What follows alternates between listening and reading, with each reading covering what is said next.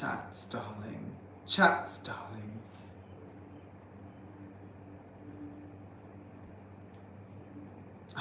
I don't even know how to chat in my own chats, you guys. Oh. It's all like an improvised moment, you know?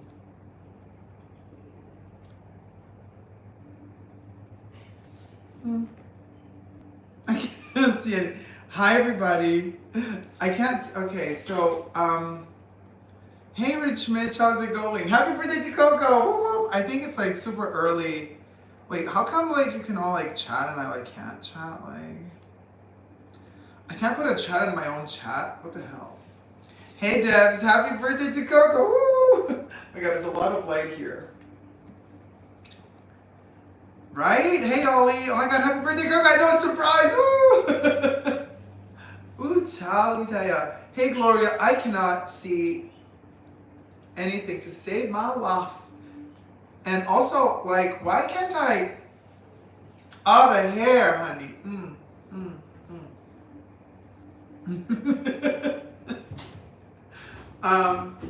Listen. Hey, good morning, Helen. It's evening here. I don't know how to chat. Still down under. Yes, I prolonged the stay. Morning. Yes, it's a little bit longer. So listen, I just put on some makeup. Oh, okay. This fell off. Great. You know, we're going to spray a little bit of Gabrielle Parfum because it is Gabrielle's birthday today. Where is it? So we're going to spray this. We're going to get a special guest visitor coming in any minute now. It's 7:51 here in the UK. Oh, good morning. Good morning, darling. Thumb up the live stream, will ya? This is an exciting little moment. Oh, someone doth be at the door. Hold on, you guys. I'll be right back.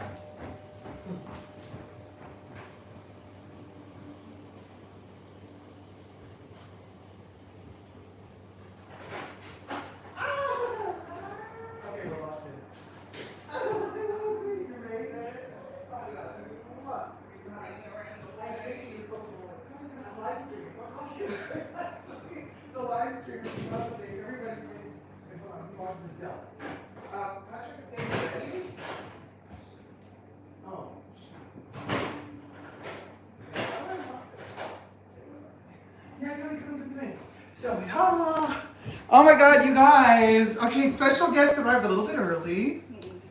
It's Val. Wait, you can come here. I won't be too tall. Val just arrived. Hey guys. And you remember Val? One of our members from the Fashion Bunker. Also, wonderful, wonderful perfume connoisseur. And I don't know how to chat. I don't know. I mean, I can read. Hey, Val, says Debbie. Look, Debbie's saying hi. Val, can you imagine? What a surprise. I just started live streaming. You guys, so we're celebrating Coco's birthday. Because it's today. So I have a little bit of Gabrielle here for us. Just putting on some makeup. I look better with this light. You guys, Val sees me without the spotlight. And let me tell you, it ain't pretty. She looks pretty even without the spotlight. I don't. Rich Mitch says... Hi to Deb. No, he's laughing at Deb. But Rich Mitch, you know, he has his own channel about perfumes. He's amazing. Look into it. I can't see shit. I'm blind. You did watch some of his videos, right? I think I... No, I don't think I have. Wait, hold on. Oh, you haven't? No, I'll have to... Rich Mitch is amazing. Scroll. Sorry, you guys. So Val just arrived. So Val, if you know, I mean, Patrick is getting ready, so the loo isn't ready yet. If you wanted to like freshen up or something, but he'll be out soon. Otherwise, if you need like a quick wash of the sink in the kitchen. It's warm. I know. We have the heating on.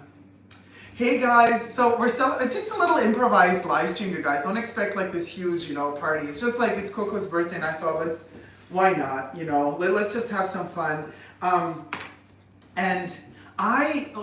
up the live stream and yada yada. But every time I click here, because I want to chat, right? Hey, Gloria Recinos, and I want to do that, but then it like doesn't let me chat. I'm like, oh, okay. Well, how do so I can't write anything. I wanted to write something too. All right, you guys. Well, obviously it seems like, okay, so I can't write anything, but hi. And I'm too far away from it, so I can't even read. Debbie says, Bubbles banned you, Dick. Yes, Bubbles is a bitch. We know that. Happy birthday, Coco, right, Tina? Yes! Yeah, there's go Bubbles. You see, Bubbles just does whatever Bubbles wants. So anyway, you guys, this is Vel. Vel is, well, are we allowed to say, like, what you do, or are you keeping that secret? Yeah. Yeah? Yeah. Okay, Vel works in... Okay, let me turn off the heating. You know what? Let me turn off. It's freezing out there. Okay, you entertain the people while I turn off the No, heating. I'm not an entertainer. I'll turn off the heating. Okay, heating is turned off. You know what? I'm gonna open the door a little bit. Okay, it's locked, but at least we're gonna get some air in. Because you don't want any bugs flying in from the back, because there's no net.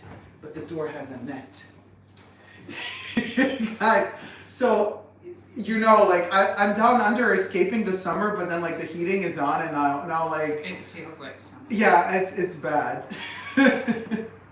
Vel, is it surreal to be there with Dick on that side of the screen? It does feel very surreal. I wasn't expecting a live. I know. Sorry. It's super improvised. Surprise! Vel, you gotta do live now. Anxiety. No, I don't. Good, but this is good exercise for anxiety. Look, nothing. You see, they don't bite. Everybody's really nice. The chat is, Ollie says, LOL, you are right, Gloria. Oh, I missed that chat. Damn it, I'm missing all the chats, you Is this guys. what you normally say? No. Normally it's not that big deal. Yeah. Okay. Gloria Very says, difficult wow, to is it see. surreal? Oh, Ollie says, blonde, hi, Debs. Vel. No, it's Vel. Yeah, Vel.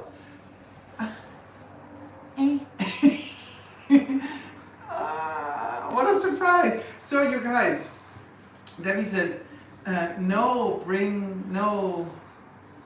biting here. The vampire's next to you. Mom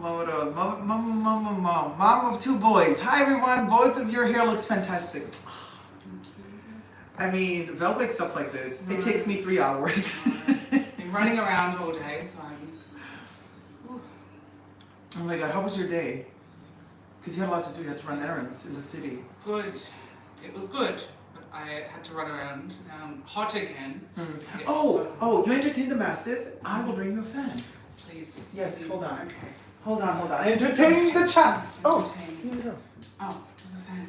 Oh, thank you. This is so helpful. Hopefully this is a bit of entertainment.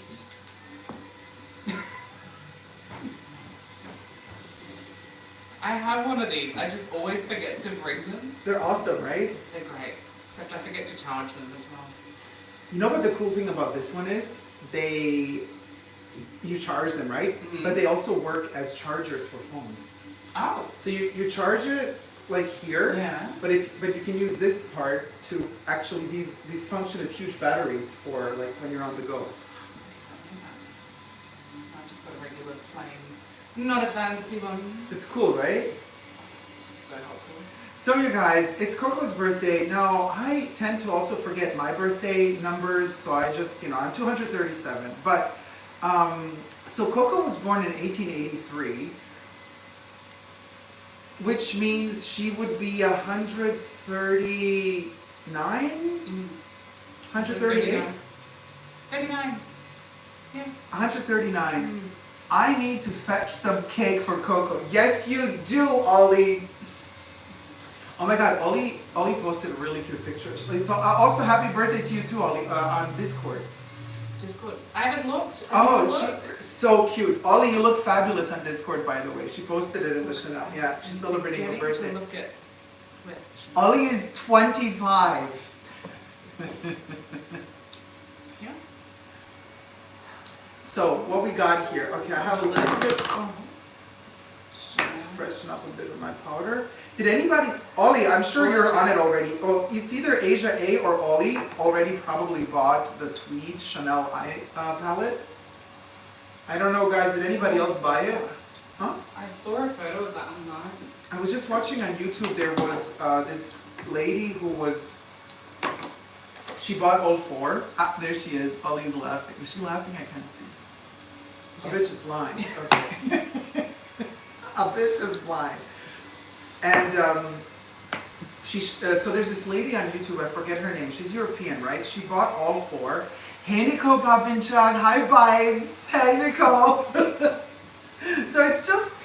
two chicks sitting around, you know, overheating, celebrating yes. Coco's birthday. Celebrating, yes. Happy birthday, right, Blonde and Chatty? Happy birthday. So there's this lady on YouTube, I forget her name, she's in Europe. She bought all 4 of the tweed palettes. She says they're amazing. Are they out here yet? Oh, everything's late here. You know what? This is so funny. Like, everything arrives late in Australia. Like, even the release of this little thing was later. And yet Australia is in the future because we're like a day ahead of you. So how can everything be late here when we are in the future? Can somebody explain this? It's a paradox. Everything is late. It's a freaking how is this possible, you guys? How is it possible that we are in the future and yet everything is released later? Like, okay, Bubbles gives us an answer. Hey, Andamore, how's it going? Hi, guys.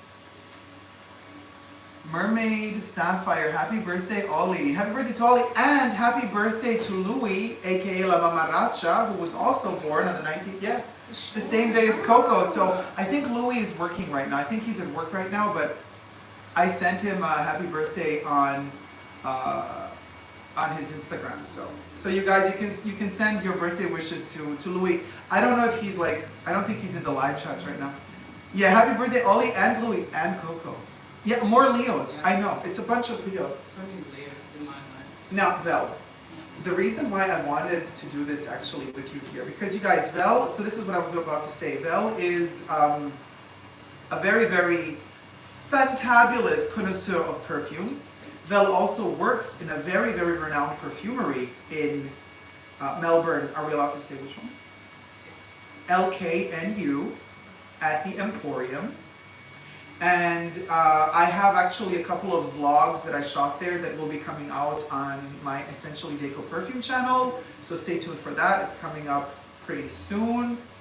But what I wanted to do today is because we have Coco Chanel's birthday today. Oh, this thing is hysterical, isn't it? Okay, the noise though. I wanted to talk to you about your first perfume review. Which you're gonna do now. Okay. Val's first perfume review of Chanel number 19.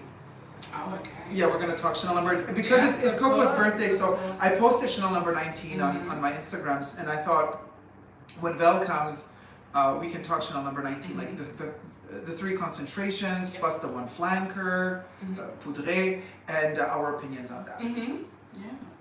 So I know I didn't take mine with me because I wasn't expecting to stay here this long. So I thought I was going to be back home by Chanel's birthday, so I did not take my number 19 with me. And actually, I forgot to tell you this morning, like, oh, if you have 19, take it with you, but I totally forgot to tell you that. Anyway, but we know it. We know it by heart. We know how it smells, but I know how it smells by heart. Like, I'm smelling it right now just from memory alone. Now, which one of the 3 concentrations, minus the flanker, right? Concentrations is your favorite? The eau de parfum. Eau de parfum. And what do you think about the flanker, poudre? I like it, but yeah. It doesn't hit the spot. No, right? no. I find that the regular 19 is just enough. I feel like the poudre kind of diminishes the qualities that I love about just the eau de parfum. Yeah. So, well then, tell us, what does it do for you, number 19, the eau de parfum? Which was released in the 90s, you guys. Jacques Polge is the perfume. What doesn't it do though? I find it's a fragrance that I personally wear it when I don't want anyone to talk to me. Oh, yeah. So you wear it like when you're like, don't when look I at me, don't want to get talk a to me. point across. Yeah. 19 is the one for that. You or guys, Coco. wait, do you hear Val? Because you're very low. No, it's okay. She's shy. I know. Thank you for the R. Hey, Ale, good evening, morning. I'm in Rio de Janeiro, Brazil. No, wait, it's gone. Oh my God. De Janeiro, Brazil. I hope no Trump and no Bolsonaro will turn the world into a kind of the Handmaid's Tale for women and LGBT people. We need democracy forever. I completely agree with you. Thank you so much, Ale. Listen, in Brazil, so obrigado. Very, very grateful. Thank you so much for the super chat. Val was saying that she, maybe I'm too loud. You guys, can you hear when Val talks, or am I too loud? Maybe I should tone it down. Maybe I need to talk louder. Oh, that's good. Okay. Yes. I'll talk like this, even though I'm very softly spoken. Come on, Opera Diva. Okay. Oh. Coco's birthday, same day as my mom. Oh, happy birthday to your mom, Janna. Happy birthday. Oh my gosh, so many people born today. There was a lot of sex going on 9 months ago. All these babies born on the same day. What was that? December. It was a Christmas. God, you're good with math. You're so quick. Okay, you guys. Val was saying she wears number 19 eau de parfum when she doesn't want to be approached. Mm-hmm. So can you explain that a bit more? I find it to be very kind of bitchy in a way. It's very cold, reserved, but classy. I don't know. Maybe that's just me. Mm-hmm. But that's what I get, and that's when I wear it. But do you ever wear it to work? No. Because you don't sell it at work. So it's kind of when people say, oh, this smells so good. Like, do you have it? You're like, no, go downstairs to the beauty boutique. They're going to treat you like shit, by the way. Yeah. No, not to work, but on my days off, definitely. And I like it a lot in the springtime. yeah. Spring, I find it really blooms. April. Well, I mean, my spring. Your spring is coming December. Up. No. Yeah. So, next month, September. September is the beginning of Spring starts here in September. This is so insane, you guys. I'm thinking of literally doing this. Moving to Melbourne for 3 months a year, right? To do the summer here. To do June, July, August in Melbourne. So I avoid the summer. I wish I could do that. I'm not a summer person. I can't stand summer. And of course, with these kind of visas, you're only allowed to stay 3 months anyway. So it'll be the best thing. June, July, August, Melbourne. And then right when spring starts here, I go north and then I go into autumn. And that way I'll never see summer again, you guys. What a way to live, right? Yeah, I wish I could do that. Well, so but this is the beginning of your career. You can start a YouTube channel and then you can just move around. It doesn't matter anymore, wherever you are. Yay, come stay with us in Noosa? What is Noosa? I think that's in Is that a Queensland or New South Wales. I don't. Is Noosa like an abbreviation for New Zealand? Like no, Noosa? it's a little town city, I think. Blood and Chatty. Somewhere in Australia. Oh, okay. So jealous. Sounds fantastic. I'm telling you. Listen, some people love summer. I know a couple of my viewers. They're like, "Oh, Dacob, how could you go away from summer? Summer is amazing." I'm like, guys, I suffer the heat. Plus, now that I have long hair, you know that hair maintains like 90% of your body heat, and it's insane. Noosa is Queensland. Oh, Queensland. Smart, right? Only, yeah, Gotta figure out the budgeting, but we'll see. So, number 19. Tell us more. Well, I need to smell it. No, I remember memory. it vividly. Memory. Galbanum. Galbanum, yep. That's my biggest, that's the biggest thing I get from 19. Yeah. What else? Galbanum, iris. Iris. Orris yes. root. Yes. You see, that's why I don't understand the poudre version. I find that number 19, Eau de Parfum, has enough iris. I don't think it needs more iris. Yeah, I agree with you. But I think the poudres, correct me if I'm wrong, I think it has vanilla in it as well. It's kind of like softer, sweeter. Thanks for the super chat. You're so friendly and so sophisticated. Thank you, Ale. At the same time, Dacob, congrats. What country do you live? Well, right now I'm in Australia, my dear. So, Ollie says, funny story, I got blocked at Chanel in Honolulu earlier this week. What do you mean blocked? Like they kicked you out of the store? I ran into the store for some toiletries since my samplets ran out. The SA had to call the manager to look me up and down. And what? Why? That's horrible. You guys, Ollie usually runs around with like a Birkin and a Kelly. She doesn't look like she's a peasant. So I don't know why they... Could you imagine Ollie coming in with her twillies and the Birkin? She's like, oh my God, I ran out of my mousse. Can you sell me the mousse? And they're like, who is she? Ah! Oh my gosh, Chanel is losing it. You guys. By the way, take whatever you want. You want a drink? Let me give you something cool to drink. You want Pepsi? Water? Whatever. I got cold. I mean, this fridge is not really working, but we got Fiji water. We got Pepsi. We got Mountain Dew Zero. Pepsi Zero, or water, or milk. Pepsi, please. Yeah. Okay. Thank you. Sure. You guys, we have lemons in the garden, and so this is one of the lemons from the garden. Oh. Yeah. So we just pluck them, and then we have Free lemons. free lemons, darling. Free lemons. Free lemons. Some lemonade, darling. Mm-hmm. And then you guys, we're in this Airbnb, right? And they gifted us a bottle. It's from Criminals of Australia. 1905. You I guys. have not seen that. You guys, it's literally wine that bears the photos of criminals from Australia. 19 crimes. This one is a Shiraz from 2018, but I'm allergic to tannin, so I can't do red wine. But yeah, if you want, we have red wine as well. Thank you. I feel like I drink more Pepsi than water most days. Yeah, me too. I'm a total like Pepsi addict. I know it's not healthy, you guys, but like whatever. I'm gonna die anyway.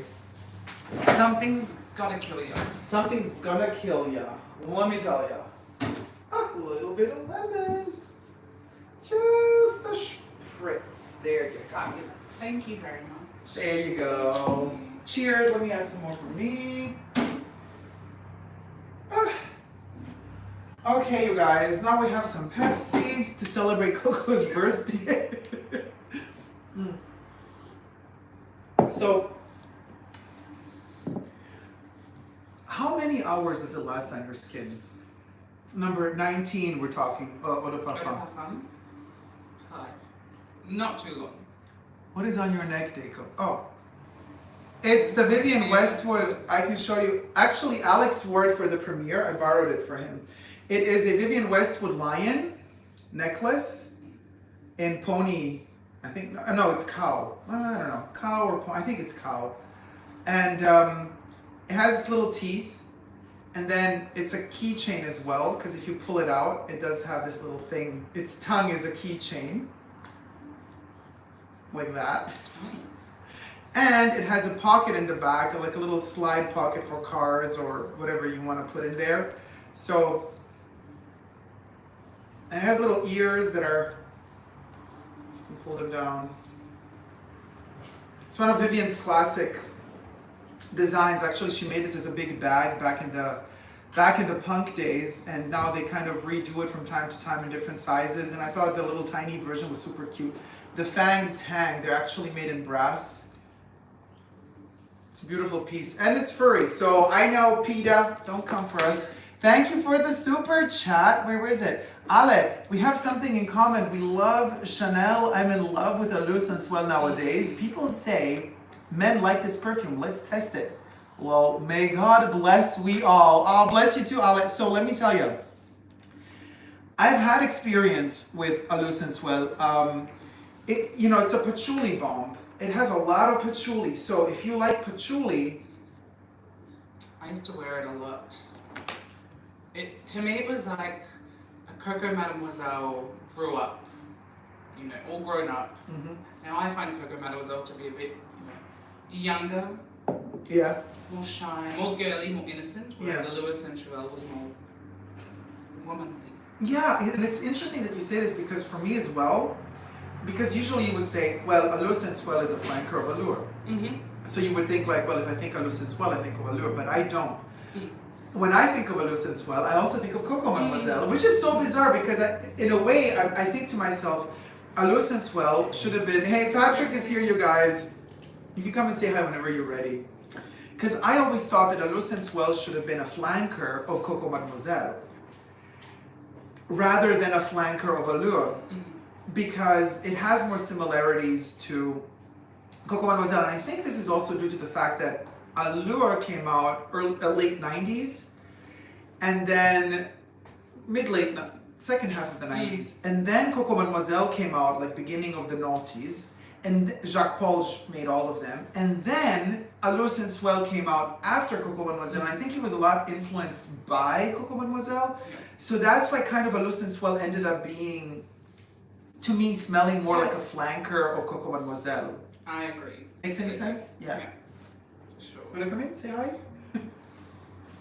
And here we go. The third Hey everybody! The third musketeer. Are we on Instagram or YouTube? We're on YouTube, but I don't know how to chat. I mean, the chats are here, but they keep disappearing, and then I can't write I can't write a chat. Yeah, I think they only appear when a new chat comes in. Yeah, it's a mess. It goes out and then it'll pop up when a new chat comes. All chats are visible. Okay. Oh, there you go. I hope they stay all visible. Hello, Patrick says Gloria. Sheridan Gloria. says Patrick. I can't see anything. Oh, it disappears again. Okay. Ciao. I think that's why you need another phone to look at the chats. Yeah. Let me get my phone. Yeah, guys, what can I say? I mean, if we do this all just from an iPad. Oh, Hala, thank you so much again for the super chat. I love the Chanel fashion show cruise in Monte Carlo Beach 2022. Did you like it? I reviewed that show. You know, they all have like the little helmet bags. I reviewed the show on my channel like a couple of months ago. A lot of sequins, I want to say. I didn't really like that. Anything from that collection. Yeah, you were not happy about it. Not for me. You weren't feeling it. No. Yeah. I gotta say, you know, I wanted the silk shirts, and then I wrote my sales associate, and then she said $6,000. Oh my god. I'm like, it's a very simple silk shirt. There's no appliques. There's no intarsia, darling. There is no sequin moment. There is no pilette. There's nothing. And I'm like, $6,000 plus tax. Oh my god. And that's not it. That's US dollars. Yeah. USD. Yeah. That's like. Oh, that's your. Like, let me steal those That's straight. like 8,000 Australian dollars for a silk shirt. A black silk shirt, relatively simple. The only thing that it has is a little bit of frill around the neck. Yeah, I remember that. Like, you guys, just because they're adding a round collar doesn't make it. That should not be the oh, it's so difficult to make a round collar, so let's make it cost $6,000. I mean, you guys, do you know what I mean? I'm like waiting for the chat. My phones are all dying, but I can't use it. Oh yeah, but I need the internet. Where's the code hidden? Wait, no. Oh, I can give it to you. No. You can't just say out the code. No, I can give it to you. Just open your camera. My camera. Mm-hmm. What? Okay. I have to photograph it. No, what? You'll have to Oh, scan the the- barcode. Mm. Oh my god, technology, Oh, yeah. guys. I was just about to say. Oh my god, we'll go. Um, Yeah, everybody thinks I say we go. Would go. But it's would go. Because it's lovely peaches, you guys. It's lovely peaches. Somebody made fun of her.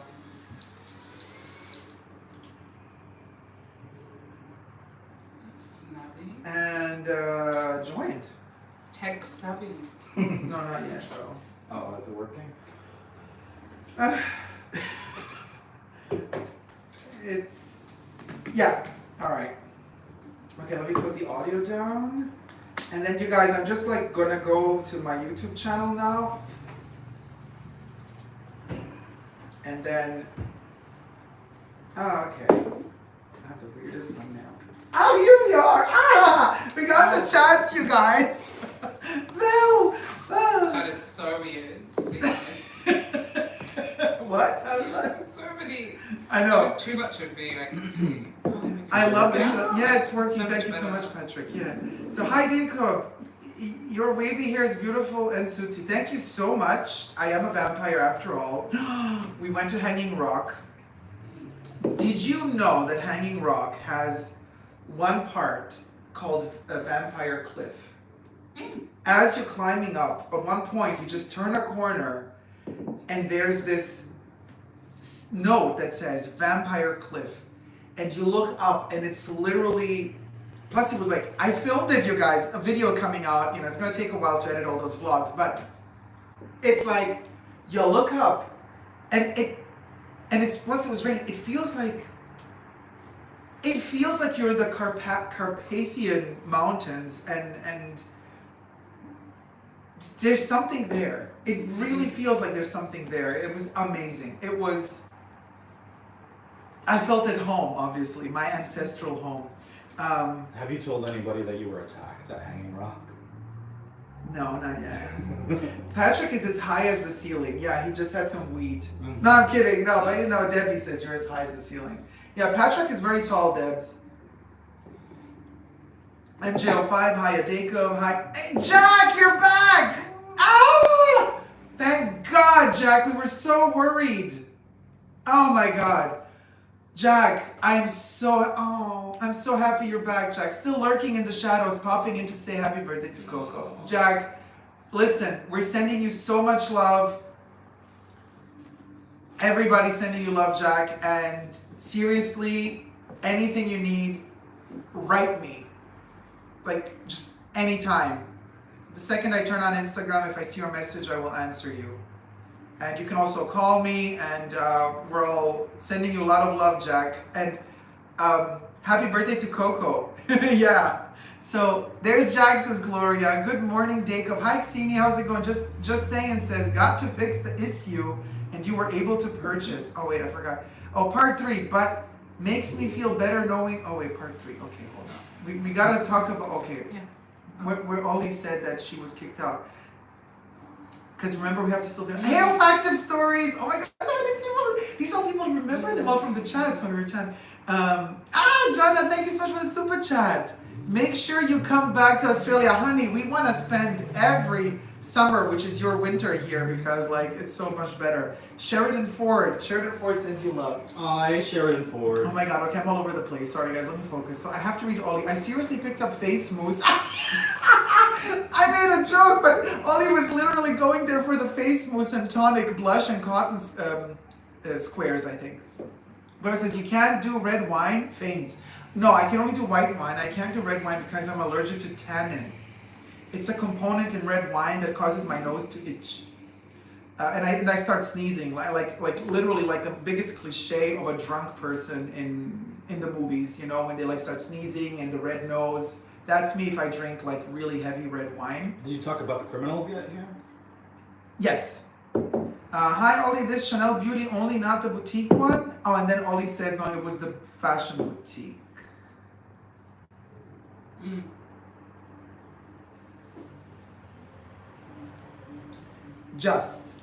It was the fashion boutique at Ala Moana Center. It was okay. They laughed with me about it and allowed me to buy my stuff. What do you mean they laughed? What happened, Ollie? Did I miss that comment? Funny story. I got blocked at Chanel in Honolulu earlier this week. I ran into the store for some toiletries. Since my samplets ran out, the sales associate had to call the manager to look me up and down. I was told that I buy too much, says Ollie. I seriously picked up face mousse and tonic, blush and cotton. Okay, so, and then they let you go. It's like when they blocked me because of the sunglasses. They're blocking people for face mousse and creams now? What they should be doing is blocking people from purchasing their shit leather. But they don't do that. Period. Just say it. Okay, then just saying has parts. Okay. Part 1. Hi, Ollie. Oh, thank goodness. Someone online posted apparently that Chanel now can only do reserve for clients who purchases at least 2 ready-to-wear something or watch. And Paris allegedly check manager who overrides. Part 2. My sales associate in the US allows me to purchase 2 bags in a month. I got 22A mini and 22B mini and shipped it to me. I kind of got scared I might get blocked or something. Part 3. But makes me feel better knowing your store got to fix the issue, I guess. You guys, do not say I did not warn you. Everything from 2022 of their leather, you can be lucky, but most of it is not good. So you keep buying, that's on you. I'm done with their leathers until they don't address this issue and until they don't officially say, hey, we promise we're gonna make better leather now. Just saying. So anyway, Olfactive Stories is finally able to join a live chat. I'm glad you managed to join us because Olfactive Stories, it's Karine, she has a wonderful YouTube channel, reviews perfumes. From France, Olfactive Stories. Wonderful, wonderful lady. She has a beautiful collection of perfumes. She's like even more into niche, so she would be really up your alley as well. Because you guys, Vel works in a niche perfumery, LKNU, by the way, in Australia, and you can also order the perfumes from LKNU online. But so Vel is really, really, really very well versed and experienced with niche fragrances in particular. So I think Olfactive Stories would be right up your alley. She has wonderful reviews. And also mainstream, but also a lot of vintage as well. Alice says, thank you for the super chat, Alice, so kind of you. What country and city are you from, Dacob? Well, I am from planet Earth. And the city, I want to say nitty gritty. It's such a city. I thought you figured it out. You're from Vampire Cliff. I'm from Vampire Cliff, Alan. Vampire Cliff. Yeah, so, okay. Back to Chanel's birthday party. What is your favorite Chanel perfume? Don't make me do this. And what perfume are you wearing today? It's not Chanel. Doesn't matter. I sprayed it. What am I wearing? It's on my back. Favorite Chanel has to be the 22 or number 5. 22? Yes. Is number 1? Number 5 is number 1. Pure Parfum. 22 is second. 22 is 2. Makes sense. 2, 2, 2. 2, 2, 2, 2, 2. 2, 2, 2, 2, 2, 2, 2. But I love all of them though. I can't. But those two, if I had to pick like 2 to only have for the rest of my life, probably those 2. So number 5 and number 22. What would your answer be? Definitely number 5, the Pure Perfume and the Eau de Toilette. I mixed the 2 together. Actually, I'm wearing the 2 together with this and with Cristalle. Cristalle Vert. I mixed it all today. Wait, hold on. Number 5. Also number 22 for sure. I mean, they're the OGs from Ernest Beau.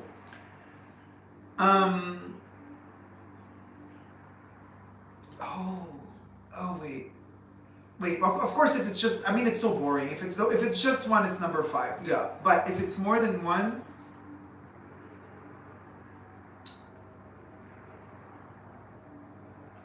I want to say Cuir de Russie, but I really like the vintage one, and the current versions are not. They're a bit mellow, and I don't want to waste my slot for a mellow one. So I would say Le Lion de Chanel. It's that good. Yeah. It's really that good. Le Lion de Chanel. And also 31 Rue Cambon in its eau de toilette form. Yes. It is a majestic chypre. It's a very mystical chypre. It's like a leathery.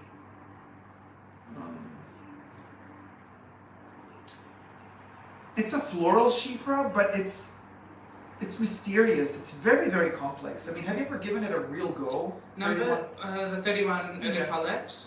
Or just even the Eau de Parfum? I used to have the Eau de Parfum. I went through a bottle of that, but then I got a little decant from a friend of mine of the Eau de Toilette, and oh my god. The Eau de Toilette is so much nicer. It's got more of a life to it. Yeah, It's I got know. this bouncy, effervescent, slightly. There's something about it that's just amazing. 31 Rue Cambon. Yeah. Eau de Toilette. Did you try Bel Respiro Eau de Toilette? No. Eau de Parfum? Yes. Like it? Long time ago. That's the more grassy. Very grassy. Yes. I like that one. But I think that's one that I haven't worn on the skin. I've only tried on the card, but I haven't given it a proper wear. Julie Scott says, I just took my sleeping pills, so I will be here and gone quickly. LOL. Okay, Julie Scott, we love you. Sending you lots of love and happy birthday to Coco. 28 La Pausa. And then La Pausa. But first 28 La Pausa, which is the Eau de Toilette. don't even remember what that smells like. A lot of iris and orris root. It is, I want to say, the driest of all Chanel perfumes. It, especially La Pausa, Okay. in eau de parfum form, which is one of those rare transformations, like new concentrations, you know, when they deleted the EDTs. It's one of those rare EDPs where I say, oh hell yeah. Oh hell yeah. I went through, I think, 3 bottles of La Pausa Okay. since it came out in 2016. Yeah. The EDP. Yeah. It is majestic, austere, dry, it's empty. It's orris root at its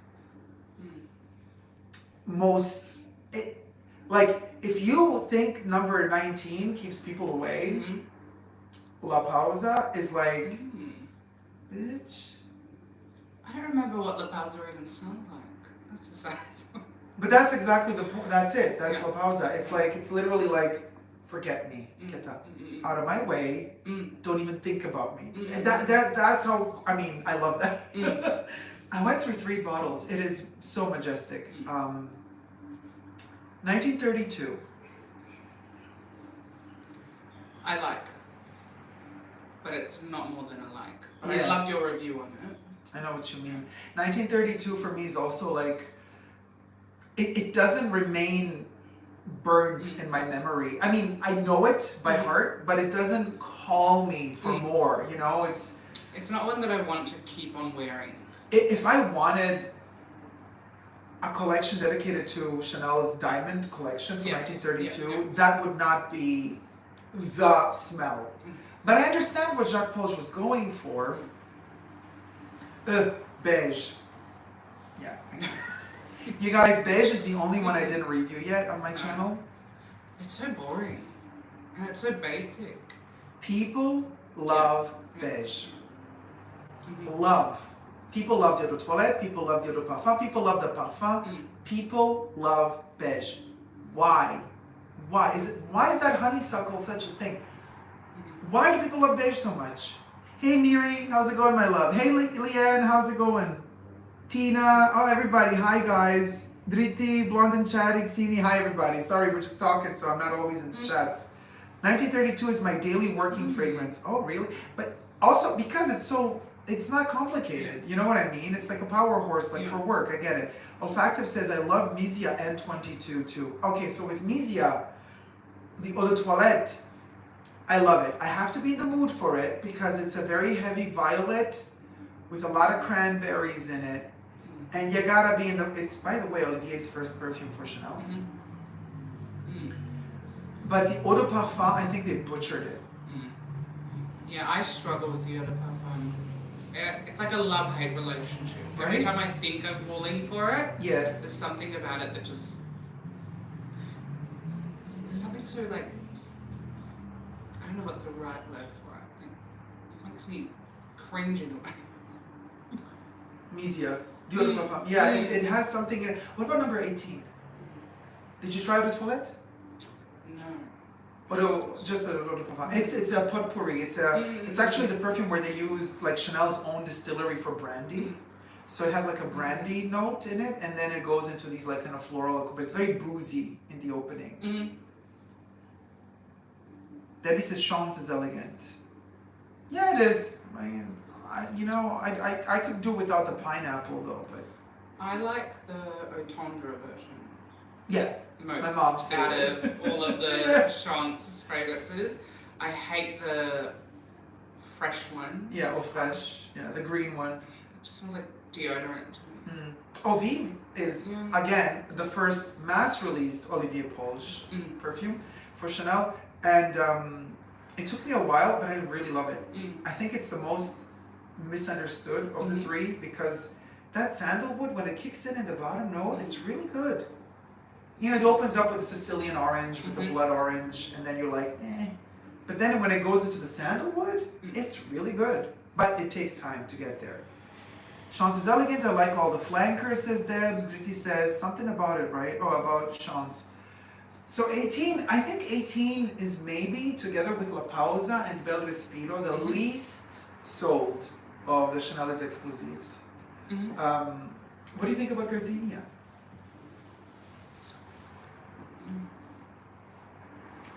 When not go, we'll go. Not for me. I've tried multiple Yeah, you times. can turn it a little bit the light. I do like it, but again, it's just a like. Like. Wow, look at that. She's even more flawless now. No. What was it? What were you talking about? Oh my god, we're both like blanking out. This is so sad. Okay. Wait, we're both blanking. Wait, we were talking about. Gardenia. Right? Yes. That's how I feel about it. I like it much more than beige. I'd wear gardenia, but it's not something that I thought of having like a full bottle. But I haven't tried the 30 sprays. I love it.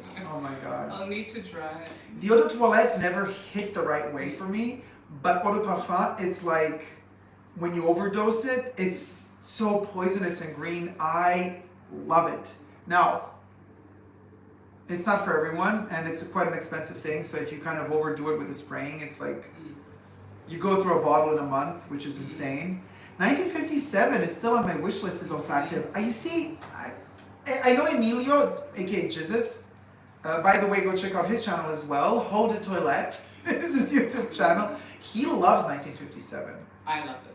You love it too? What is it about 1957? Why is everybody in love with it? I love it.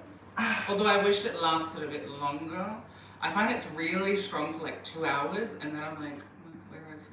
I love it. Yeah. I don't know why, but it's like the 8 musks and the aldehydes. It's just easy to wear, but it's not, I don't know, I don't find it lackluster or too soft or, it's elegant. Yeah. I don't know, for me it's like all of those musks that it has in there, and they're so synthetic. At a certain point, when it goes into the dry down, I'm like, it just becomes so synthetic. I mean, expensive synthetic, but like... Yeah, it is very synthetic. It's extremely synthetic, but normally extremely synthetic scents bother me, but for some reason... No, it's a good quality synthetic. I really like... No, I get it. But this is, you see, this is because not after 1957, took them a while because of the pandemic hit, but then they released Le Lion. Yes. And wow. Yes. Because, and why am I bringing this up? Because Le Lion also has some musk in the dry down, but the labdanum, oh my god, the labdanum. I mean, I don't know you guys, but to me it smells like natural labdanum. It does not smell like, it feels like after 1957, which was like an exercise of modern day Chanel synthetics, they went back into kind of like natural, you know, the incense in Le Lion also smells very, very natural to me, and the labdanum smells natural, and sure the musk isn't, you know, but the smell of hay in Le Lion, it's very, very natural to me. Yeah. Which is kind of the opposite of 1957. So for me, I was shocked to see like, oh, that I thought after 1957, Chanel is just gonna go that route, synthetic. And then, no, they took a turn and then they released Le Lion, and I'm like, holy moly, Le Lion is like such an opposite world to everything we're used to, really, from the synthetic aspect. But I know that a lot of people don't like Le Lion. Yes. You don't like it? No, I have it. I love it. I love Le Lion. I haven't been wearing it much though, even though I should. It's the right weather for it. But I know it's one that does not sell. Even like Chanel essays are like, oh, you like that one? And I'm like, yeah. My sales associate said that too. Yeah. Both the sales associate from the beauty boutique, which is like the store manager, she's like, Dacob, seriously? You really want it? I was like, yes, I want 2 bottles, please. And I got my bottle start of this year, and they still had the very first batch code. Like, nobody's buying it. The 4 or the 5? Because there's a 4 before the 5. Oh. I don't remember that. I know I Should we go to the Chanel boutique and check out? Because, oh my god, you guys, I still have to post that video. Yeah. I don't think they would even understand what I'm asking them at this point. I literally had to ask her to like get them out, even the ones from the back, so I could look at the. Yeah, and they don't even know what that is. And she was like, "Oh, like, are you crazy? Why are you doing that?" And I'm like, "I really want the first batch. Is that too much to ask for?" Yeah. But They don't know. Like, so Jessie was telling me the story that a lot of people kind of rotate quickly in these boutiques and the conditions aren't the best, so people want to quit, they don't want to do these jobs. So there's a lot of rotation, and so people are not very well trained at what they're doing. So I went several times into the beauty boutique in several different like shopping centers, Chanel beauty boutiques. Nobody knew what they were talking. They didn't know what they were selling. They didn't know what the products were. They didn't know what they had, what they didn't have. The other day we went, you weren't there. I go in and I said, is Paris back? You know? And she's like, oh, Paris. No, I said, is Paris back? She's like, huh? Paris, 50 mil. She's like, you want Paris? I'm like, yeah, Paris. She's like, yes, Paris. I'm like, yes. Do you have the 50 mil? She's like, yes, Paris. Oh my God. I'm like, do you have it? She's like, oh yes, we do. I'm like, great. I would like to purchase it. And she's like, you want to buy it? I'm like, yes, I would like to buy it. She's like, oh, okay. So she goes into the back. She looks for the 50 mil because I said to her, the rest of the world doesn't have the 50 mil yet. But I've heard that Australia got 50 mil. So she runs to the back, she comes back out with a 50 mil. And then we start talking about something else. And then I lift it and I read it and it says Paris Riviera. And I'm like, honey, not Paris Riviera. Paris. I want Paris. And she's like, what do you mean? Paris. She's like, oh, sorry. So she runs to the back, and then she disappears, doesn't come back anymore. Then she comes out and says, we only have the big one. I was like, yeah, as I suspected. Thank you. Terrible. They don't know what they're selling. They don't know what they have, what they don't have. I mean, you guys, it's... Did you go to the one in Chadstone? Yeah. How did you find the stuff? Also terrible.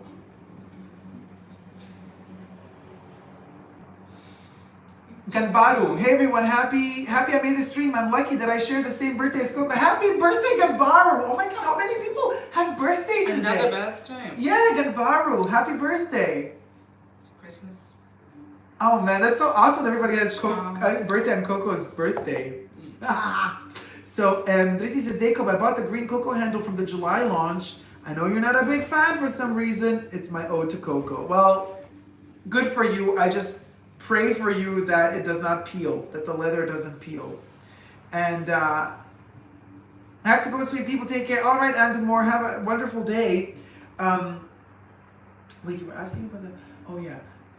Oh, okay, Val. Now, this is something, since you live in Melbourne, so you might help out with this. I mentioned this in another, in my last live stream. So it's a video that's coming out about my shopping experiences in Melbourne. But we could kind of touch base here as well. I've noticed now, it took me like 20 minutes to get to the actual delicate point in that video.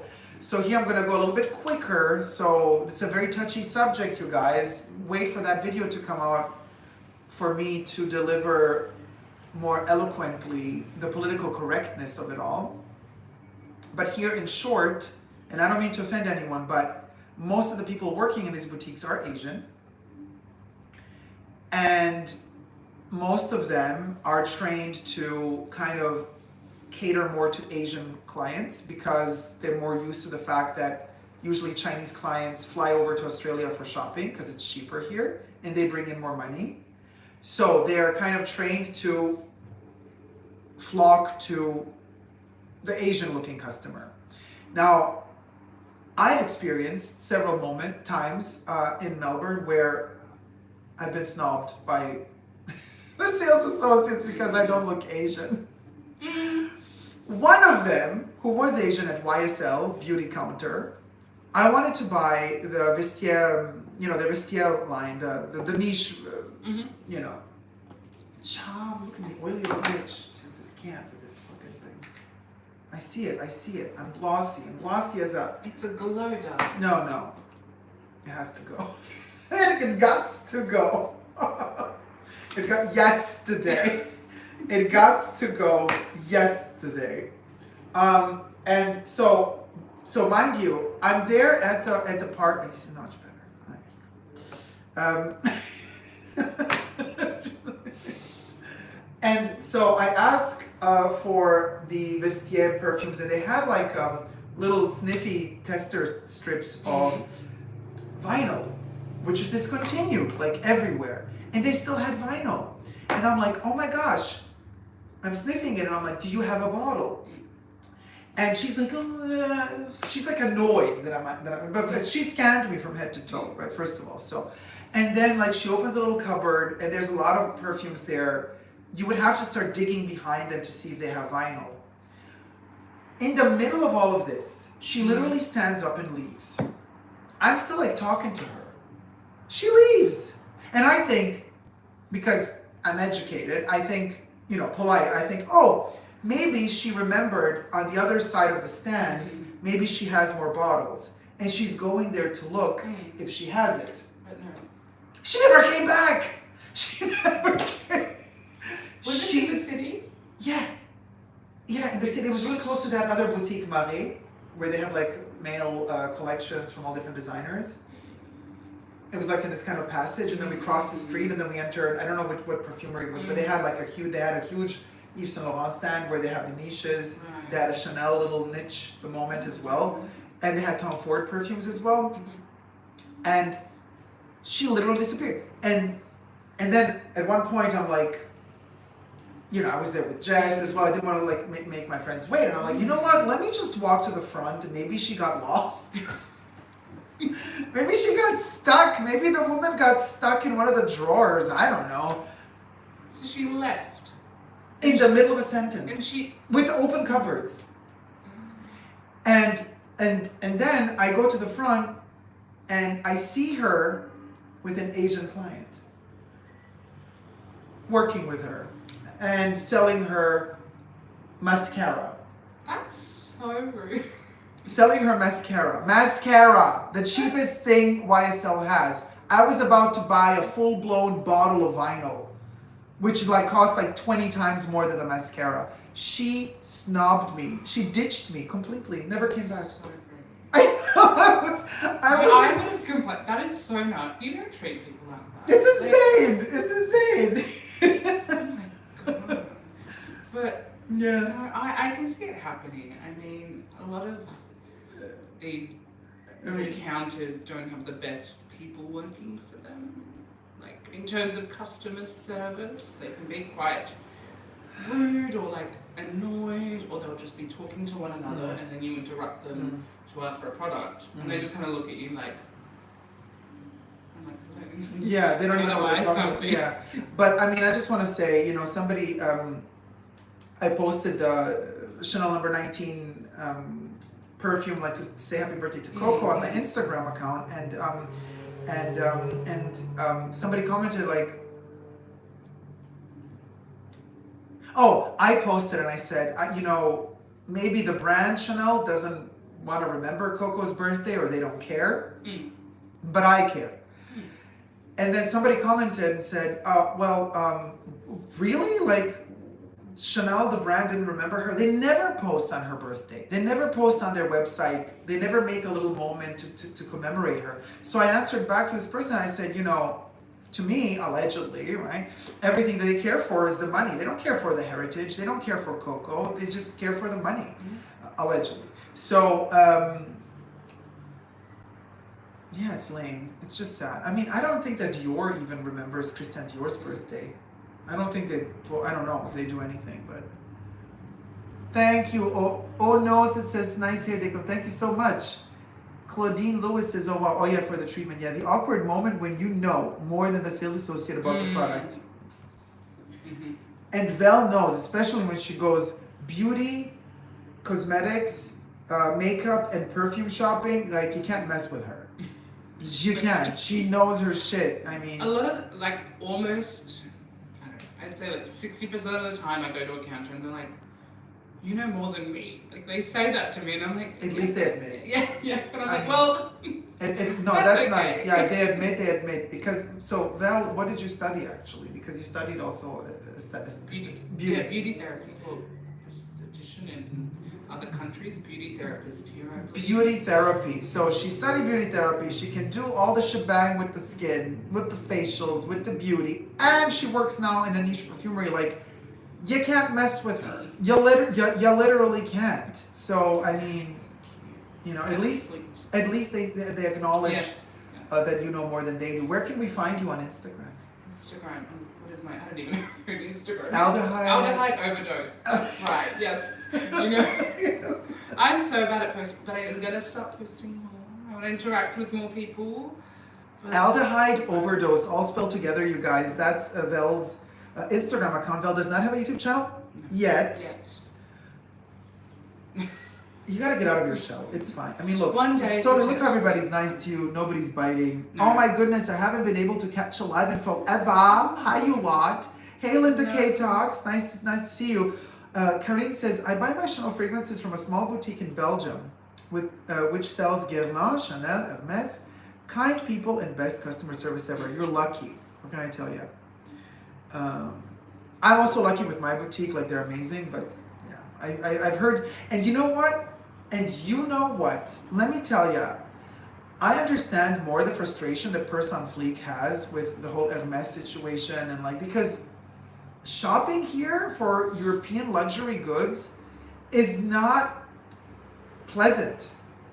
It's not. It's not pleasant. Now, if you know somebody, right, who's working in a boutique that you love and they're your friend or they're your acquaintance, and you have that connection, that contact, then that's one thing. But entering out of the blue and trying to establish some sort of rapport with anybody working there, I'm telling you, I've been here for several weeks now. It's not a fun experience to go luxury shopping here. It just isn't. I mean, Hermes, I gotta say, has been the nicest. Even though they have nothing in stock. The shops are empty, but they're really, really nice. Fashion or beauty? Fashion. Right. Even beauty. They opened up a little counter in Maya, and like within 2 days, everything was gone and out of stock. Oh wait, but they have beauty. They have Hermes beauty in Chatston. But all the stuff was there. But the beauty is in the fashion boutique. Oh, thanks, Rich, for the super chat. Can't wait to hear the new Chanel tea and Hermes. Oh, honey, let me tell you. So, Rich, the tea. Well, Chanel in Melbourne, because I'm in Australia right now, Rich, if you don't know. There's a lot of shade. They throw shade at customers. Their leather is peeling. The bags are falling apart. The stitches are not working. The people who have just been hired don't know. You ask for a bag and they look at you like, what? You're like, the bag from the newest collection, like that model. They're like, what? And you're like, okay, you know what? Here's a photo of it. Oh, do you have a product number? You have a photo. You know what you have in stock. Why? Yes, I'll look up the product number for you. Then you look up the product number. I'm telling you, it's a mess. I did not enjoy Chanel at all here. Hermes I did enjoy, even though it's empty. It's so funny, at a certain point I'm like, you have pants? No. You have a shirt? No. Do you have glycerin soaps? No. Do you have the horn combs? No. Well, okay. Do you have the tarot cards? No. I'm like, listen, I'm probably the only person entering this godforsaken boutique who does not ask for a Birkin and a Kelly. And you're telling me that all these other trinkets I want, you don't have? And they're like, yeah, no. I'm like, okay, well, fine then. Do you have a leather bag? Any leather bag? No. And I'm like, okay, well, what do you have? And they're like, we have this. And they pull out a wicker bag. They pull out a wicker basket for a wine bottle with 2 crystal glasses inside. Like, you can have a picnic with this. I'm like, seriously? Thank you. I don't want the wicker basket. I don't want the wicker basket. Debbie's asking, how are you supposed to start your journey? With the basket. Well, Fact of Story says you should start with, what do you have? You know, they have the Twillies, they have the Carrés, you know, all that stuff. And I'm like, I wanted something a little bit special to remember Melbourne by. I asked if they have the Le Petit H, the Petite H collections. They're like, no, only Sydney has those. So I'm like, okay, girl, whatever. But they were polite. They did not offer us drinks though. The only place that offers drinks immediately is Louis Vuitton. Yeah. Remember when we went to Chatston? Yeah. Yeah. They offer drinks. Even if they don't know if you're gonna buy anything, first thing they ask you is, do you want a drink? Now, at the same time, at Hermes, while they were telling us there is no leather, there was a bunch of, again, Asian clients seated at a table, drinking champagne with a reptile Birkin sitting on the table offered to them to purchase. So they spent a lot of money there on jewelry or whatever. But I'm like, so you're saying to our face, there's no leather, but somebody's right about to, I mean, anyway, whatever. It's just, yeah, it's a mess. It's a mess. It's a total mess. I would have asked them, says Debbie, how is one supposed to start their journey? No, but they would have told you, Debbie, like to buy some silly thing that they had there, which like, anyway. Stacy Kirk says, wow, what a terrible experience at Chanel. It is really unacceptable. Marco Paulo Mendoza, hello from the Philippines. Hey, Marco, how's it going? And Natadita says, go ask them if they have Chanel number 9 in stock. What will be their reaction? It's about that video, the Alta Beauty, that they stole everything. He has a suggestion for a picnic. Let me tell you. Yeah, he's like, you can go on a picnic. I'm like, listen, honey, if I take this wicker basket, which by the way cost 20,000 Australian dollars, let that sink in. Oh. Because you get the 2 glasses too. Oh, okay. Well, And the strap is leather. And then like you go to have a picnic. I'm like, so I'm supposed to, okay, so hold on a second. So where's the blanket? Where's everything for the picnic? So where's the bottle of champagne? I'm like, does the bottle come included in the price? They're like, you're so funny. I'm like, so first of all, if I go on a picnic and I'm gonna get drunk, I'm gonna lose the wicker basket. I'm gonna break the crystal glasses. I'm like, this is not a thing to take to a picnic, you guys. Anyway, hi Audrey, how's it going? Well, this is a delightful surprise. Good morning, Dacob, and everybody else. Hey Audrey, remember Audrey also from Discord? Just saying, says Chanel Australia unfortunately is one if. Is one if? I don't know what that means. Oh, it's a message gone. Olfactive says, they've just opened a big Louis Vuitton store in my city. It was such a scandal here because it replaced a historic place, a really old restaurant which was specialized in oysters. Oh, honey, they're all gonna smell. All the bags are gonna smell like you know what now, girl. Oh, Ale, thank you so much for the super chat. Do you know, like the Spanish brand Loewe perfume line? I love Loewe. Solo Ella. So fresh and so fancy. Well, I'm going to hand it over to you because Vel loves Loewe. I don't know that one. We don't have any of the perfumes here in Australia. Oh, you don't? So when you go into the boutique, they only have like 4 that they showed me. Oh, really? Yeah. Well, There's like a pink magnolia, white something, and then they have the 001. 001, the classic, men, the first women, Eau de Parfum, Eau de Toilette. I like the Eau de Toilette of the 001. Just for a light, fresh, everyday scent. Because Vel, you guys, also loves their bags.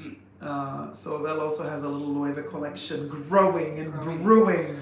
Yes, it needs to stop growing because I need to start saving money down. Oh. I know, but it's like so bad. Yeah, it's therapeutic. It's so therapeutic, right? And Jana says, oh yes, they will bend over backwards and forwards, LOL, for Asian customers. Okay, there you go. Rich Mitch says, hi to Audrey. Just saying, says, Chanel Australia unfortunately is one of the worst service, etc. But Chinese have a direct access to pay using their card on WeChat, but Australians cannot. Interesting.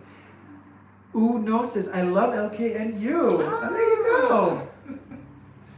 Andrew Evans is sending us love. Love to you too, Andrew. Nicole says, hi, Rich. Dewata, Maryland. So many retailers in Jakarta. They got so many bags and accessories. Somehow, I wonder how they got it in the first place. Is it because they have like some deal or something? Maybe. Maybe, you guys. And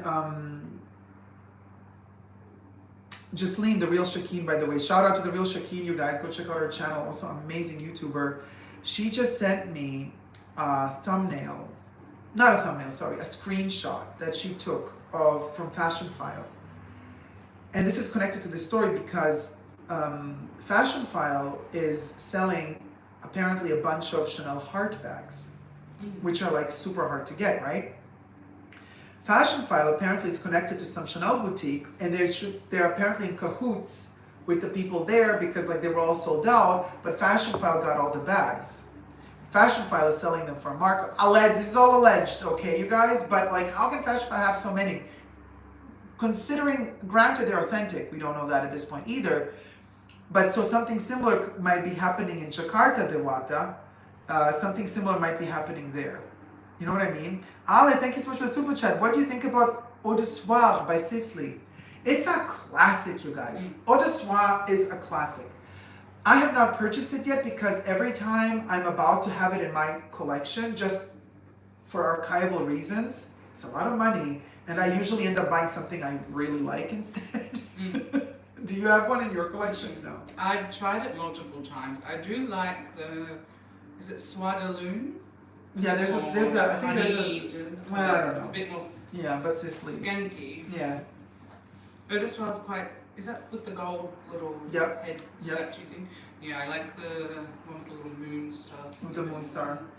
So Ale, I'm sorry to disappoint you again, but I do not own a bottle, so it never really tickled my fancy to a point to like really pull the trigger on it and like buy it, but I would not say no if somebody gifted it to me.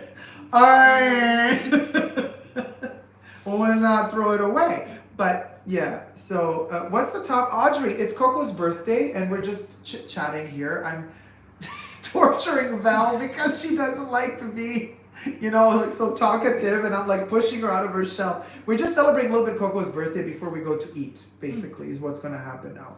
And so we're talking about a little bit about everything. Perfumes, Chanel perfumes, people are asking questions. If you guys have any particular question, you can ask us, we can answer. You have the queen of perfumes here. She's very shy. She does not have a YouTube channel, but she knows her niche. And maybe Rich Mitch might have a question for you. Because, when I talk niche, I'm talking... Tell us, okay, just for reference, you guys. Vel, tell us a couple of, brands that you carry in LKNU. The really small ones or the somewhat... whatever on the top of your head, all of the names. Because I'm sure then our chat is going to react and be like, oh, I know that brand. Or, wow, that's a cool brand. Or, that's so rare. I think we've got Nikolai, Parfums de Nikolai. Electimus, which has been quite popular. It's from London. Zoologist, a Canadian-based brand. They focus on little animals and they're inspired by their habitat, diet, differences and similarities to humans. What else? Anatole Lebreton, which is a brand that you quite liked. Oh my gosh, let me tell you, obsessed. Yes, yeah. Bois Lumiere. Yes, Bois Lumiere. And then the makeup one. And then wasn't there another one with that flower that you... What's the flower? Yeah, tuberose. There was another one. 3. There's 3 basically. One is Breton. What's it called? Yeah, there's Bois Lumiere, there's Los Scandaleux, and then Incarnata. Yes, those are the 3. Okay, we've got that down. Church hands. We've got the Unum range, done by Filippo Sorcinelli, Italian perfumer. And by the way, the only reason I didn't buy all those bottles is because I'm super scared of import taxes and shit. Because if I fly back with 10 perfumes in my luggage, it doesn't look good for me. So I can't. I can't. Yeah. We've got a lot. I haven't been to work in a week, so You forgot all your brand. 1 week she has a holiday. Oh yes, Parfum Jompia. God, what else do we have? Pure Distance, a Dutch brand. They focus on making extrays. I'm trying to visualize the boutique. Stefan Humbert Lucas, Oritza Legrand, Dusita Parfums. Yeah, Dusita, I know. Yeah, Dusita's. Then there's the one that Jessie bought with the Fragola Salata. Yes, Hilda Soliani, known as the Queen of Gourmands. Hilda Soliani. Yes, she's wonderful. She's very fun. Omnia, what else do we have? Affinescence, that's a new brand that we've gotten in. What's the one with Silence of the Lambs? Unum. Unum. So Unum, I've seen the bottles. They're like so beautiful and huge. That's one of those that I can't transport, Yes, obviously. but not today. Rich Mitch says, can you tell Dacob about Naomi Goodsir? No, I can't, because I'm not even familiar with Naomi Goodsir. We don't have too much niche here. We've got a couple of boutiques around, and ours being the newest, really, with a lot of big wave of indie and niche brand. Oh, Audrey, I have not tried Nuit de Bakelit yet, but Emilio keeps telling me I have to. So when I come back home, I will try it. I promise. Which? Nuit de Bakelit, which is actually from a Melburnian brand, but it's owned by. I asked Clayton, and Clayton said it's owned by something British. But the perfumer is. The perfumer. Oh, I think Naomi made that one. Naomi Goodsir is an Australian brand. Well, I have no clue. I have not smelt them. No. Rich Mitch. Naomi Goodsir is not owned by. It's an Australia. Okay, so let me tell you. So Audrey, the lady perfumer who made Nuit de Bakelit. Nuit de Bakelit is I don't know which brand, but I thought the brand was Australian, okay. but the brand is not Australian. I know who has Naomi Goodsir. I don't go in there often. That's why I haven't smelled it. Competition. No. Competition. No, it's not competition. Competition. No, I haven't been to any of our like other perfumeries in a long time. Yeah. I'm just busy with my Of course. own work. She's like, no, it's hot. I'm only busy.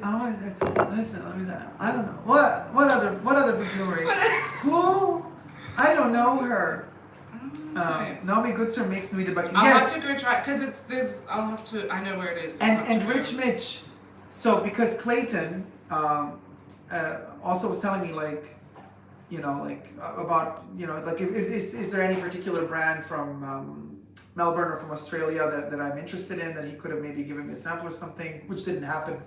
But anyway, I'm like, oh, Nuit de Bakelit, and he's like, no, Nuit de Bakelit is actually not owned by an Australian brand. It's like owned overseas. It's just that this person designed the perfume, but it's not Australian. But the person is Australian. But the brand is not Australian. Does this make any sense, Rich Mitch? Naomi Goodsir is Australian. It's manufactured in France, though. You see? Yeah, exactly, Audrey. This is what Clayton told me, and he's like, "Oh, sorry, I can't get you one. I can't get you a bottle because she's not, because the perfume is not from an Australian brand. It's actually a French brand, but just the fragrance was composed by an Australian nose." Okay, that makes sense. Rich says, I understand, yeah. So that's the first thing I asked Clayton. Can you give me Nuit de Bakelit? He's like, no, I can't. So that's that. Yeah. Yeah.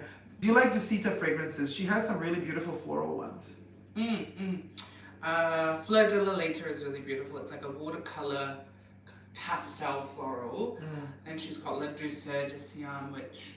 beautiful rose with champaca. Chewbacca? Champaca. That's my Chewbacca impersonation. But we don't have some of her newer ones. I think it's Anamcara and Cavatina, which we don't have at the moment. But they're, I think, floral. Because you didn't really push Dusita on me when we were testing on you. You were not like, They're classical. Yeah. You know. Yeah, I know. But also they're available. They're readily available everywhere. They're not that rare either. So. Yeah, there was other brands that I wanted to showcase that were very kind of out there. Yeah. Especially Anatole. It's something that. But you know, I was so shocked about Nikolai. Nikolai? I was so shocked because of all of the brands, that's the one. Like that's the one you have, and you've dedicated to it a huge space in your perfumery. It's like you've given it a throne. Yes. Right? Yeah. For a reason. Yeah. Because they're amazing. Well, it's one of my favorites. Thank you so much, Devata, for the super sticker. Oh, so cute. It's a little Shiba Inu dog. Hi. I love Shiba Inu. My dear friend from LA has a white Shiba Inu. So it's super cute. Thank you so much for the super sticker. Yes, Nikolai is really great. Says olfactive stories. Karine, because Karine is in France. How do we pronounce Patricia's name? Is it Patricia or Patricia? Oh, I don't think so, because if she's French, it's probably Patricia or Patricia with a S or a T. So, Karine, I don't know how you can explain this through chat, but can you tell us how to pronounce Patricia's name correctly in French? Do you know? I don't know. I would say Patricia. Patricia de Nicolai. She's a lovely woman, though. That I know that. Okay, here you go. I say it the French way. Patricia. Patricia de Nicolai. Okay. I love her. And I mean, since Vel kind of opened the world of Nicolai to me, obsessed is an understatement. And I gotta say, I can't wait to go to Paris to visit her perfumeries. She's very lovely as well. She's very humble, down to earth. We did a training once, and she popped in for a couple of minutes to talk. In Melbourne? No, Zoom, darling. Zoom. Okay. But she was very nice, and she was very happy, friendly, which made me love her even more. Yeah, I don't know. I first of all, oh my God, I don't know what to say, because number 1 in 10s is. So on the website it says that it's 87.9% natural ingredients, or 97. I think it's 87.3% natural ingredients, and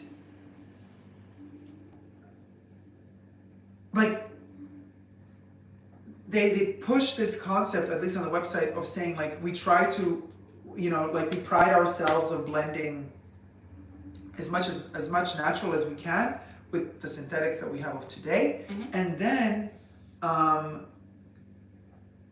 what is so shocking to me, and this is, I'm going to say it, I'm going to do the review of number 1 in 10s, which actually maybe we could start the review together, because it's also one of Vel's favorites.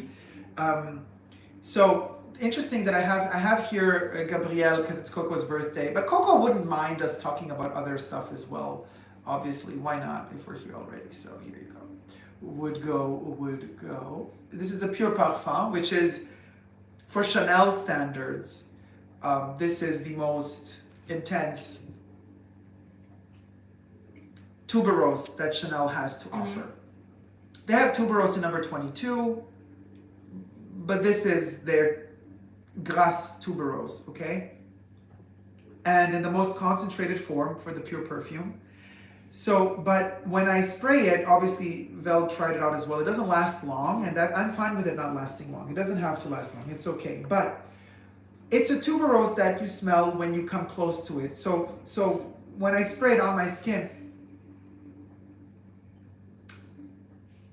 it has the tuberose in the dry down when I'm close to it. And I love my cardinal flower. That's a tuberose that projects like a beast. Tuberose criminelle with its indolic camphorous tuberose element. I love that as well. I mean, I love tuberose. I just love tuberose, okay. But for the first time ever, I've experienced a perfume, and this is where we see that Patricia de Nicolai comes from chemistry. She's such an expert chemist. By the way, if you see any chat that you're just interrupt me and read it.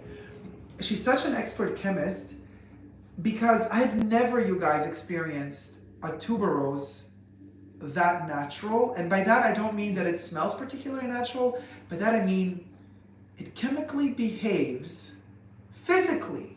You guys, it physically behaves like a real tuberose. By this, what do I mean? I mean is, when I spray the perfume on, forget about all the opening notes. I mean, it has a lot of aldehydes, and it's bombastic, it's yada yada. And then at a certain point in the dry down, the tuberose hits. But now let's rewind and take it to the Mediterranean, and we're in some house. It's summer. We're about to go to bed. We're on the 2nd floor of the house. In the garden, the tuberose is blooming, and it's in the middle of the night. And this is why, they also say young girls of past centuries were not allowed to even walk by a tuberose plant because of its intoxicating sexual smell. And it was said that these girls would lose their virginity just by smelling tuberose. So there's this high sexuality factor throughout history in the connotation with tuberose. And so, but carnal flower, the name of it makes you think who knows what, but it's not that sexual in reality, carnal flower, the perfume. I mean, tuberose criminal tuberose, also alludes to some fracas with its, from Robert Piguet, is also a heavy tuberose that alludes to the Black Dahlia and the whole passionate obsession towards this female body, that this guy literally cut her and chopped her into pieces. I mean, I'm going a little fast, you guys, and I know this is something like this is like a little bit more expert level of perfume talk, but with historic connotations, but if you know, you know. Now, back to the villa, you're about to fall asleep, but you can't fall asleep because it's so hot outside, there is no air conditioning, this is an old school Italian villa, and through the window slithers this faint smell, and this is what tuberose does. This is why it has that sexual connotation. Why? Because it keeps you awake all night. It does not give you peace. It awakens the senses. It's a very faint smell. But what tuberose does, it's in its nature, in its chemical composition, is from the little flower, if you come really close to the tuberose flower, it doesn't smell that much. It transforms in the air, so only when you're like 10 meters away from it, you start smelling the tuberose. That's freaking incredible. And it just gets more and more intense the further away it gets from the flower. And this is why at night, if you're smelling it slithering into your bedroom through the window, you're gonna smell it. And it's such a, it kind of like, it pricks you. It's not painful, but it's not long lasting. It's not like you can inhale the smell like with roses. You keep inhaling it and it smells. Not tuberose. Tuberose is just, for a second it's there and then it's gone. And you inhale deeper, it's not there anymore. And you go crazy because you start looking for it. Like, where is it? This is how intense, number one intense smells. Literally, I smell it on my hand, it's not there. It's literally not there. I do something, I walk around the house, all of a sudden I get that little prick of tuberose. I'm like, where is it? Where is it? Oh my God. And I know I sprayed it right here, and then I smell myself again. No, it's gone. You can't smell it. Then you distance yourself from it again, and then all of a sudden it pricks you just a little bit. Oh my God. It is freaking majestic. This is why number one intense in particular is so fascinating to me, because it delivers. And this is why I say Patricia de Nicolai is such an incredible chemist, because she understood the structure of a tuberose and managed to copy it in perfume form, allowing the perfume to deliver that same behavior like the plant does. How freaking amazing is that, you guys? And it was her first fragrance. I'm speechless. Now, I would love to smell the first one, because Intense came later. Yeah. But because somebody wrote me and they said, oh, the first number one had oak moss, and this one doesn't. And there was a lot more there were differences. So I don't know. Have you smelled the OG? No. I wonder why she changed it. Why she doesn't offer... Probably regulations, because most of her range is like the Intense version. Now, I know New York Intense had a New York beforehand that was also different. Mm-hmm. And that one, I believe, too, also had oak moss. I just want to say sorry about your red mini Chanel bag being damaged after only 3 days. Oh, thank you, Rich. Yeah, terrible. I wrote my sales associate, and I do hope that, all they're going to offer is send it off for repairs, which I don't think I'm going to accept, because if the leather is fake leather or poor quality leather, they're not going to exchange it. It's going to be the same bad leather. So I'm just going to wait 6 months. They're going to send it back to me. I'm going to show you the bag Wait, later. have I been out of the loop? When did this happen? The little red one! When? Oh my God, let me bring it. You entertain the masses. You didn't know? No. There's a whole scandal about the bag. And again, the purse forum came for me. Like, oh my God, you're criticizing Chanel again. I'm like, I'm sorry for sharing with the world my personal experiences. Anyway, I know. I'm going to bring the little red Chanel bag. We're going to talk about it again. I posted a video actually already. Did I? Well, I filmed the video. No, I posted Did it. you I posted talk it. about it last week or just, when did you? 2 weeks ago. 2 Or, weeks. no, last week. Last week. But I posted the video already, so people have seen it. Everybody's shocked. But sorry, let's just finish quickly. Number 1 intense. What is it for you that makes it so magical? That's a tough question. It's the whole composition, really. There's something about it that I love how, as it progresses, this kind of sweetness comes through. Oh my god, I love that's the tuberose. Yes, yeah. And especially if you get it on clothing, like whenever I wear it and I spray on clothing, the morning after, Oof. the evening after, Oh. I smell it and it's even better. Like it's even better. It's Church hats. It is so good. The longer it wears, Yeah. the more beautiful it becomes. It completely changes. You get this softer, sweeter, sexier side of number 1 intense, whereas the opening is a bit more, harsh, green, aldehydic. Yeah. I love it. It's amazing. I just love it. Oh my god. Let me bring. Hold on. You keep running away from the camera. I'm gonna bring the red. I'm gonna bring the red Chanel bag. Hold on, you guys. So, when did that happen? It happened. It happened literally like a couple of. Yeah, I wore it 3 days and then it happened.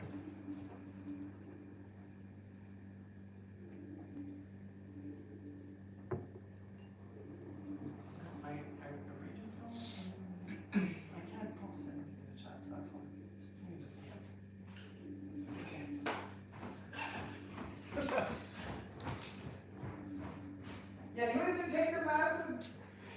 I'm not a great entertainer, but what do I say? What's everyone's favourite perfume? Let's see if we get any chat replies. Or favourite house, favourite brand of fragrance?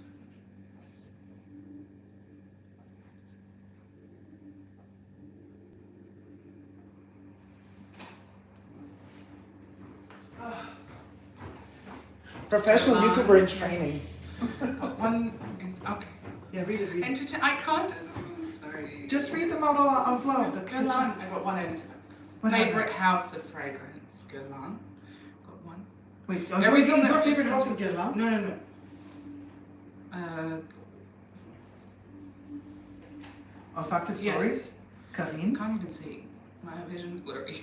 Oh, I just wish it would be easier to get samples from the brand Nicolai. Even when you buy fragrances from their boutique, they often don't give samples. You can buy samples from them. I checked out their website. You can buy a set of samples. Val, entertain us. Yeah, Audrey said it. But so, Rich Lux, I don't know if you're still in the chats, but here. And also for Val, you're gonna get to see this live. You're gonna get to see all the flaws, not on photo, because everybody else. What happened? I have not been in the loop. I've been so Out of the loop. Where? Don't tell me it's.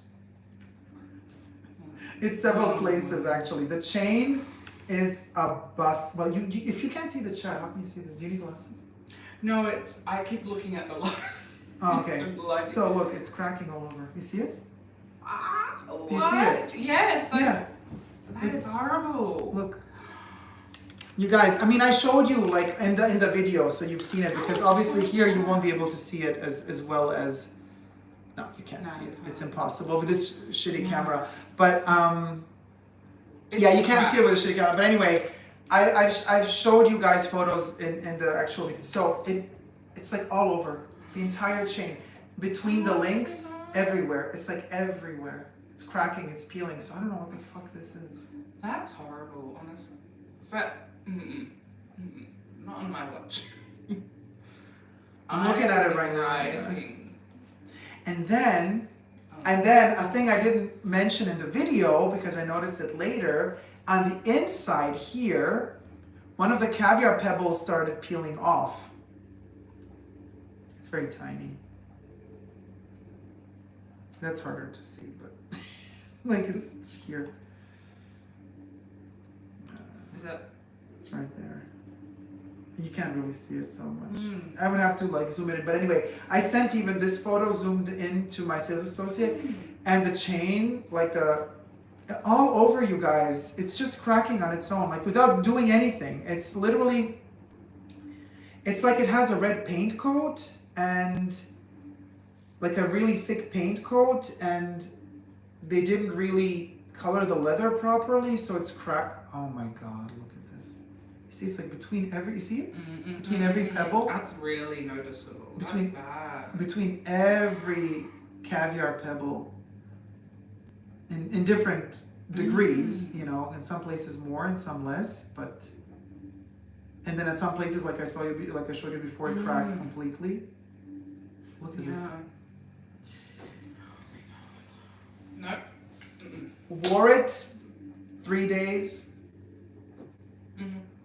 I still love it though. This is, but then so okay. So now what? So now, you know, my 1 month return date has expired. So now they can only send it for repairs, probably. Which I'm like, girl, you wait 6 months for them to repair what? If the leather is bad and they exchange it for a new one, it's still gonna be bad because it's gonna be the same leather. So there's no fixing this, you guys. I'm just gonna probably just keep it, and this is gonna be my reminder to, until they don't fix their quality issues, to not buy their leathers again. That's heartbreaking, honestly. Coco would be turning in her Oh, grave. yeah. But then let's not talk about like the stitching issues on this bag, because that's also a whole other can of worms where they like kind of, you see what they did here, like they didn't cleanly, you see how they kind of, you see this little wrinkle there? Yep. Instead of doing a clean, like here. You guys, and I mean, I know a lot of people are fans of Chanel still, and they're like, Dacob, what are you saying? Why are you like so against this? And I'm like, well, I just want a product that is worth the money I spent. Exactly. If you're spending that much money, it shouldn't do that after wearing it 3 times. Yeah, exactly. So, by the way, thank you so much for the super chats. Forgot to pin, well, because I couldn't chat before, but if you want to send a tip or donation, it's at the top. It's pinned at the top of the chats. So there's that. Shauna says it's bonded leather. I know someone who had one of the bags actually got opened and evaluated by a leather professional. It is officially bonded leather. Oh my God, let me take a screenshot. No. Okay, got a screenshot of that. I'm gonna send that over to all my friends. Thank you for letting me know, Shauna. Oh my God, that's horrible. So it's bonded leather? For that much money. Yeah, I'm speechless. I don't know. You guys, I really don't know what to say. I mean, that the surface here, that it has this coating, like I get it, but that it's like all bonded leather, all through and through. It's almost like snake scales, just like lifting up. That's horrible. I'd be crying. I'm just, you know, and this is the sad part. I'm not even crying anymore because I'm like, look at this. Yeah, that's horrible. Because at this point, I'm like, I'm so used to this from Chanel. It's just like, I'm like, here, another terrible situation, whatever. I mean, so for how many thousands? Yeah, around about 2,000. Some of the bags are fully bonded leather, some only parts. Sure. Screenshot? Got some tea, darling. The receipts, honey, the receipts. Oh my God, what type of caviar leather? Essay, bonded. Gwen! No way. That is so shady. And you paid so much for that bag. Yes, Mermaid. So this bag is the same price as the Keepall 50 from Louis. The huge Keepall is the same price as this.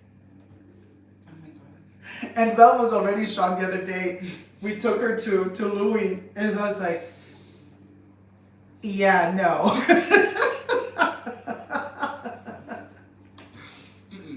It's gotten so crazy, these prices. But I mean, you're also guilty as charged with Louis. Yeah, well, let's not talk about it. Let's not. Yeah, let's not talk about it. It's like we don't talk about Loewe. We do not talk about it. It's a guilty pleasure. Let's just put it that way. And I can't believe this, you guys. So this is upsetting, says D. Ashley. Hi, D. Ashley, by the way. Yes, it's very upsetting. Oxa 198, burn it on camera, LOL, and start the Chanel coupe. Oh my God, right? Burn it. Happy birthday, Coco. Happy birthday, Coco. Oh man, Olfactory says, did you take your Hermes cravache with you to Australia? No. The little tiny crop, I did not. Also because that thing is seen as a weapon, so you can't just take it on board with you. But if you put it underneath the plane, somebody could steal it. So I did not take the crop with me. PJD, there's a famous vlogger from my country who just did a vlog buying the 22 bag, and she's so happy talking about lambskin and all, so sad. Well, interesting, because the 22 bag is not lambskin. It's calfskin. So maybe that vlogger got a fake, and maybe she or he's just lying about the fact that they got an authentic. Happens all the time. So, wait, is this the first time you experienced shade at the Fashion Bunker live? Like next to me while I throw shade? Oh, yeah. Normally I'm watching you through a screen. I know, yeah. Typing away, chow. Well, types away. And I'm like, well, there you go. It's like Willy Wonka's Chocolate Factory. One member or patron gets selected every year to come into the Fashion Bunker. This year it was Vel. Next year it could be you. Anyway, no, it was just a coincidence, you guys. We didn't do, although it would be amazing to do like a chocolate. Like everybody buys Fashion Bunker chocolates, and if you get the golden leaf, you go to the Fashion Bunker. I kind of like that idea. Yeah, I do too. But then the mystery would be gone. Yes. That's true. That's very true. We like mystery. Yeah, we love the mystery. Yes. Listen, back to Coco. Do you have, I mean, I don't know if you're into Chanel fashion, really. I mean, if you are, would there be your favorite Chanel collection? Like, that. Not that into it. Knowledgeable on Chanel fashion. It's more of a, let me look at this. Let me browse. Yeah. Bag-wise, obviously a 255, but I know that I will never pay 14,000 Australian dollars for a 255. How much is it now? 14,000 Australian. It's like 13,900 or something. AUD. That's insane. Yeah. 13,000? Yeah. Australian. Yeah. And plus they're going to do another price increase eventually. So The price increase is coming in September. Yeah. For Australia. For fashion as well. And, okay. So it's going to be 17,000? I've given up on Chanel handbags. That's my one thing. Natalie, you are wrong, my dear. Natalie says 22 bag, only the metallic leather are peeling. No, that is not true. Natalie, if you check out my video, I have the shiny calfskin, or I had, in fuchsia, not metallic. Mine was peeling. Romina has the metallic. Hers is not peeling, it's cracking. There's a difference between peeling and cracking. Now, hers is thinning out as well as cracking, but mine literally peeled. So big. Also, a lot of people are saying this wrongly. First of all, it's not lambskin, it's calfskin. Whether it be metallic or just shiny, it's always calfskin. The shiny calfskin peeling, the metallic cracking. All right. So I tried a 226 So Black patent, was about 14.8K here in Sydney. That's insane. Yeah, 255 is around. Yeah, 226 is like the jumbo size of a Timeless Classic. So it's like the medium. I feel like it's even more. Let me get mine. Yeah, you can check it out on your phone, yeah. So Vella's going to check out now, you guys, how much it costs right now in Australia, but... Oh, Jonathan, the 226? Oh, no, the small would be a 225. The 225, the small one is 14.8. Gwen says, I was so shocked at Romina's bag. It faded or rubber off to show pink underneath. Yeah. Debbie says, real leather doesn't peel. Yeah. Annette says, hi Dacob, hi Annette. Will you be visiting any Autoton or Mimco stores while you're in Australia? I don't know, what is that? Autoton, Mimco. They have like bags, accessories and all of that. Mimco to me has become very popular, almost like everyone has Mimco. Oh. Autoton used to be good. I don't know if it's still good. I haven't. Well, I haven't been there yet, but we'll consider it. We'll check it out online first. There's a Mimco in Emporium. You know what? I was shocked. I was shocked to find out that there is no United Colors of Benetton in Australia. No. Not one single boutique. No. Yeah. Weird. Also, price upon request. You gotta be kidding me. No, wait. Which one is it? I don't know. Oh, the normal one. Yeah. Wait. Is there another one? There. Oh. There you go. Oh, okay. 13,850. But why does this one say price? Oh, that's a maxi. Okay. Wait, the maxi. No, go down again. Yeah. Stop. 14.9. Large. Okay, so this is a 226. Yeah, 14,910 Australian dollars for the size 226. So affordable. And the bigger one, they didn't want to show it because they're scared. Like, yeah, that's 17K. Sorry, that's too much for even. Yeah, you gotta ask. No, don't bother with Autoton or Mimco, says Jana. I would love to hear your opinions, Annette says. Well, if I go there, I will let you know. With dents and scratches on the inside flap too, says Ganbaro. Yeah, because it was like on the sales floor model. Hi, just woke up, says Anna P. Have you guys talked already about the Chanel Advent Calendar 2.0? Apparently it's coming. Did you see it? I didn't know, you guys. Wait, are there leaked images? No. Oh my god, breaking news! I didn't know. Wait, hold on. So Chanel announced a new Advent calendar. Oh boy, I see a topic coming this weekend. Oh boy, do I see a topic coming this weekend. You guys, did they announce a new Advent calendar?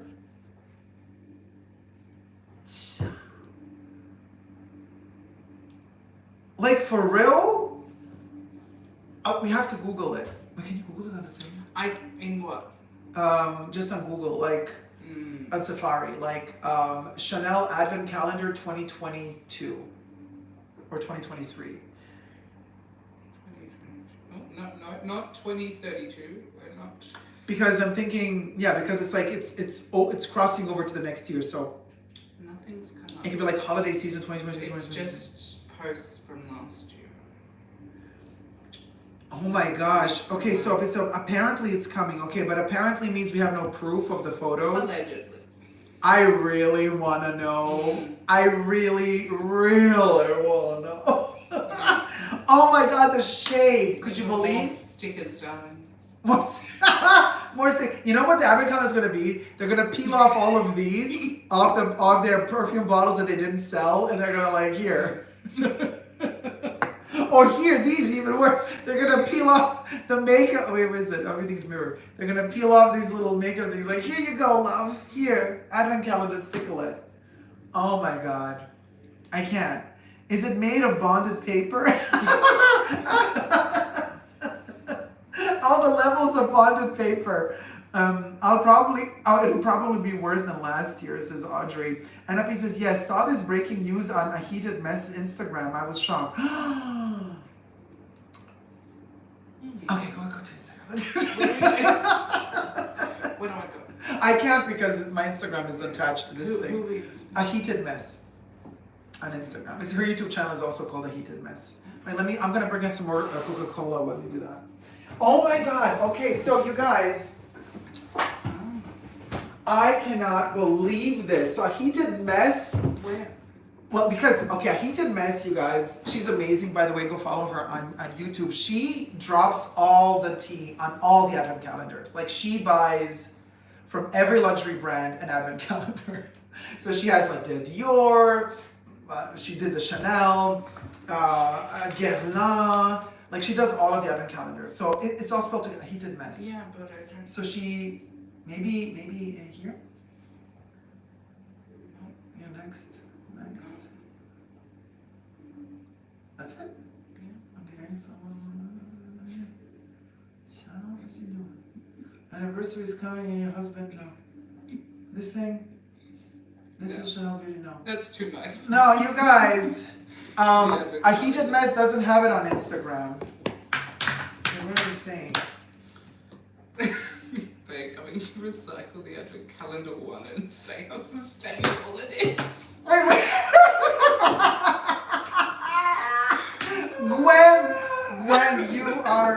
Gwen, you are mythical. Oh my God, they're gonna recycle the number one and see how sustainable it is. Slightly yellowed.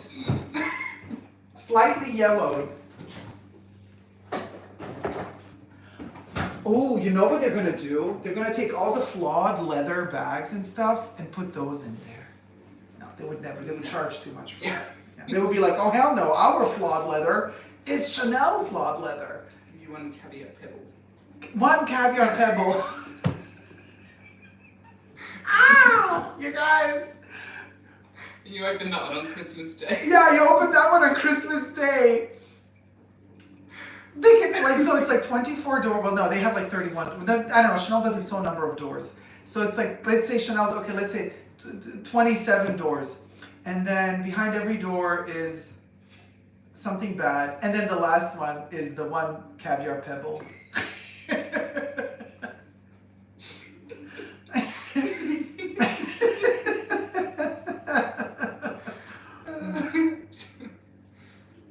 It's sad because I can actually see them pulling something like that.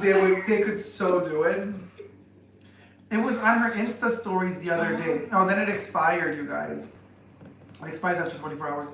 Can we please talk about the shade Louis Vuitton has allegedly thrown at the Journey with the Lock Me Ever? It's giving me Kelly vibes at 2,750 euro. I don't know that bag. So the Journey, well, I mean, if it's readily available for everyone, then there's no shade at the Journey, right? Caroline Bodden says, hey Dacob, I'm writing a book. Hey Caroline, it's a romantic comedy and has an entire segment involving a disaster with a Birkin that I'd love to read to your channel live one day. I think you'd wet yourself. Okay, Caroline, that sounds like fun. Why not? But is it a true story or is it fiction? And they have nerves, says Debbie, right? It was on her stories, okay, Instagram stories. And throw a rich lady mole in there, right, Debbie?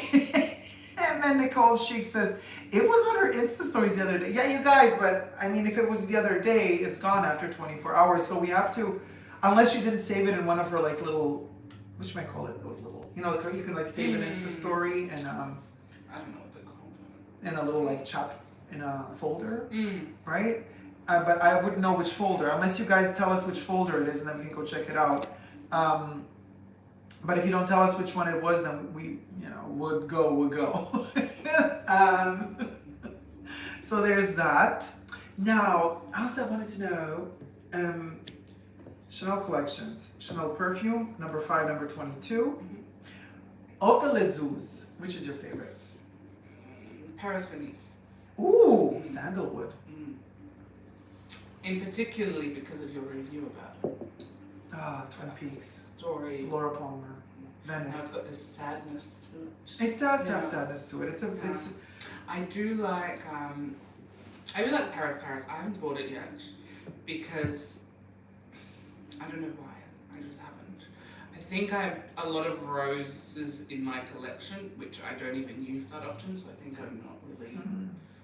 Maybe if I didn't have those, I'd probably get Paris. But I like all of them. But Paris Venice is probably my favorite, and I find it's very easy to wear all seasons. Yeah. Because I find the citrus ones a bit more, spring, summer. Yeah. I can't really do them in winter. But Paris Venice works beautifully in winter, spring, all of the seasons. Do you have a favorite? I think it's Paris. Yeah. And Deauville. Deauville is my favorite. Deauville's beautiful.